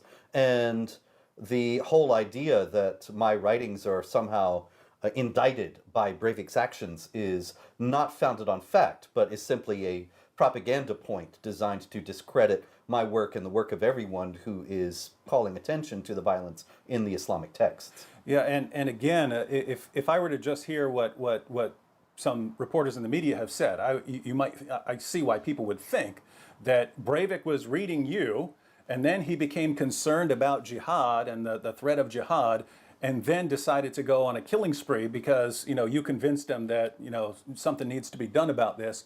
And there are multiple problems with this. I went through Breivik's entire 1,500-page manifesto. I didn't read every page because some of it was just like rambling about his daily routine and recipes and stuff like that. But all the parts that talk about his thinking, what led to his attack, that's all in there. And it's there for anyone who wants to look it up. And when you go through his actual manifesto, you find out exactly why he launched an attack. He explains it all. And it has absolutely nothing to do with anything Robert said. In fact, there's no way Robert had it. Unless Robert has a time machine, there's no... Do you? No, actually, I had one, but it broke. Unless Robert has a time machine, there's no way he could have led Breivik to this attack. And the reason is Breivik says that he became concerned about Muslims and immigration when he was growing up, when he would see areas where Muslim immigrants had started accumulating, and his friends would get beaten up by Muslims and so on. And he sort of grew up having a problem with certain Muslims. And he said in the 1990s, he read the Quran and the Hadith and began to see Islam as an ideological threat. After that, he said that he just wanted to go into politics to try and to deal with it on the open stage, to deal with it through discussion, through debates, and so on of what course his country should take. But he said he came to realize that any attempts at discussing Islam are met with charges of racism and bigotry. And you're trying to incite hatred and violence against Muslims. And he said, I would be shouted down. And so he said, I decided that it's pointless. It's pointless to have discussions about this. It's pointless to talk about this anymore. We just need to get our message across some other way than sort of open discussions. And after that, he said he learned from Al-Qaeda. From Al-Qaeda, not from Robert, Al-Qaeda. That deadly shock attacks that shock everyone into listening to what you're saying, into looking into why you're doing what you're doing, is the way to get your message heard. He said he learned that from Al-Qaeda. And when was this again, David? He said that he began I put the timeline together, and I have an entire video on it's called The Radicalization of Anders Breivik. It was 1999. And when did I publish my first book about Islam? Like 2002, 2003, Correct, something like that? 2002. So here, Breivik starts planning his attack. He's already concluded that violent attacks are the only way to get his message heard. In 1999, he concluded that, and no one had heard of Robert Spencer. So Spencer's only role in Breivik is for part of his manifesto when he goes around, he's quoting all kinds of people. He's quoting the founding fathers of the United States and John F. Kennedy on the need for violent revolution if no one's listening and so on. He's quoting Muslim sources. He's quoting people in left and right. He quotes Robert on some points about jihad that were, where did he get those? Those came from He got them video from or a something, right? documentary called Islam, What the West Needs to Know. And this is a very important point because many people say, well, see, he quoted you so many times in this manifesto. Clearly you had a huge influence on him. When actually, if you look at it, the vast bulk of the quotes of me in this are not really anything where he's pointing to something that I'm saying. What he did was he took the script of this documentary, Islam, What the West Needs to Know, and put it down whole and complete in his manifesto. Nobody knows where he got it. The transcript was never published, and who handed this to him remains unknown. But nonetheless, the whole script is in there, and I speak a lot in it. There are many other people in it as well, but every time I speak, my name is mentioned. So if you just take a straight count and say, this is how many times he quotes Spencer, there are 40, 50, 60 times, and it's just from this documentary. In reality, when he actually quotes me by name, it's very few times, and one of the times is when he's saying that one problem with what I say is that I don't call for violence, which actually explodes Saeed Atiq's argument that what I'm doing is inciting violence. And I brought this up numerous times in the past, that once you start shutting down discussion and debate and criticism, you're not helping whoever you're trying to shut down criticism about. Because if people become concerned about that and they think it's pointless to talk, they'll turn to other means. That's when they turn to violence, right? Do you believe in the power of freedom of speech and open discussion of ideas and things like that? I couldn't believe in it more strongly. So you haven't given up on open discussion and speech to get to the truth about things? No, but I'm aware that there is a very serious and concerted campaign by very powerful forces to shut down the freedom of speech and make it impossible for us to raise the questions such as what we discussed in the debate with Saeed Atiq. And notice, those are the people Breivik points to, saying, these are why I launched a violent attack. They make it impossible to have any sort of open discussion, and therefore I'm launching a violent attack. So the ones blaming me for Breivik are the ones actually responsible. Are the ones that Breivik says, these are the people who taught me that I need to launch an attack and that open discussion is pointless. That's right. So that is just amazing. And yet, there is a point here that I think needs to be addressed, and that's sort of taking a step back and thinking about the criticism, not just directed towards you, but sort of in general, that if you are criticizing Islam and saying Islam is a threat and jihad calls for the subjugation of the world to Islam and Sharia and things like that, then there are people who could become concerned about that and say, you know what, even though Spencer's not calling for violence and other people aren't calling for violence, I'm going to become violent. And so the criticism is you're sort of fueling anger towards Muslims, and therefore it's leading to violence. But if we take this criticism seriously, right? In other words, if we say, yes, if you criticize someone, if you criticize some position, then you could incite violence among some person who agrees with your criticism, but thinks that your solution, namely talking about it, is not correct, and you need to do something more violent.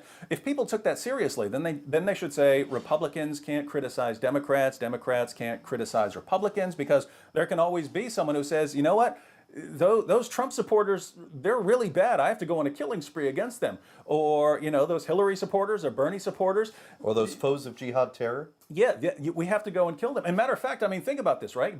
Atiq painted you as a threat to Muslims everywhere, not because you're calling for violence, but because you're inciting hatred towards Muslims, and therefore some people are going to act on that. But in doing so, he's pointing to you and saying, look, he's a threat towards Muslims.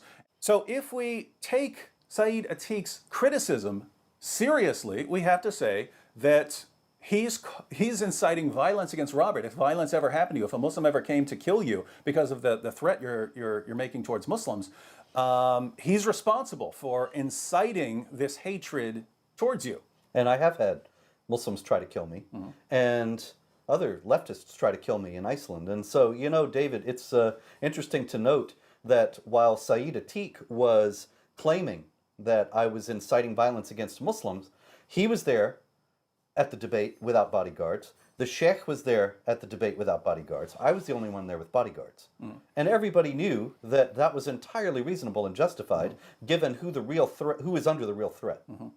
And just to go along those same lines, so no one should be criticizing others' positions, because even though you may be peaceful in your criticisms, other people who agree with your criticisms might turn things in a more radical direction. Notice, no Muslim should ever criticize Israel or anything Israel does, right? Could incite violence. Because you could be completely peaceful in criticizing the actions of Israel, but we know it does happen that people become enraged about that and just go and randomly kill men, women, and children, like even children and babies of Jews. Now, it wouldn't cross my mind to say, therefore, you should have no criticisms of Israel, or you shouldn't be allowed to voice your concerns about something Israel does. If you think Israel does something wrong, you should have every right to talk about it and say, I think they're wrong for this, this, and that. So to say that you can't criticize like that because it can lead to violence, and in that situation, we know for a fact it leads to violence. This is very dangerous ground, because you're saying, based on what some fringe radical people might do, we should not have open discussions. And so this is a very scary ground to get on. And notice, by the way, the overarching inconsistency. If Robert criticizing Islam and Islamic ideology could lead to violence, because someone might listen to him and then say, "Hey, Robert's he's right in what he's saying, but he's wrong for being peaceful about it. We need to go on a killing spree." Then all the more the Quran and Muslim sources are wrong for what they say about Jews and Christians and other unbelievers. The Quran calls Jews and Christians the worst of creatures. The Quran says that we need to be silenced, that we need to be subjugated, that we need to feel ourselves subdued. Muhammad said that he'd been commanded to fight people until they say there's no God but Allah. And so you look at these sources, and Sayyid's response is, no, you have to understand it, and so on. But even if he's right, and even if he were right, and these sources are actually peaceful and only allow fighting in self-defense, even if he were right about that, following his logic and his reasoning, the Quran is still responsible, because it ultimately incites the jihadis who go and kill. So if we agree with him and we say, Atiq, you're right, it's wrong to say anything that might incite violence, well then, one of the greatest threats in history becomes Islam, because Islam has incited so much violence over the years, but based on what it says about unbelievers, Jews, Christians, polytheists, and so on. And so if we take what Atiq says seriously, we need to come against Islam much harder than we have by confronting it on the ideological level because of the threat it poses. So, Atiq, if I agree with you, keep in mind, I really have to criticize Islam much more than I've been doing in the past, because this is a huge threat that has incited much violence against other people. If Robert has incited violence by a guy planning an attack before he ever heard of Robert Spencer and then going and killing a bunch of people at a youth camp, if Robert's responsible for that, all the more the Quran is responsible for millions of deaths down through the years. And so if we want to point a finger at Robert, we need to point a lot more fingers at your prophet. So by hitting me about Breivik, Sayyid Atiq proved our point in the debate. Thank you, Sayyid. And I guess we win.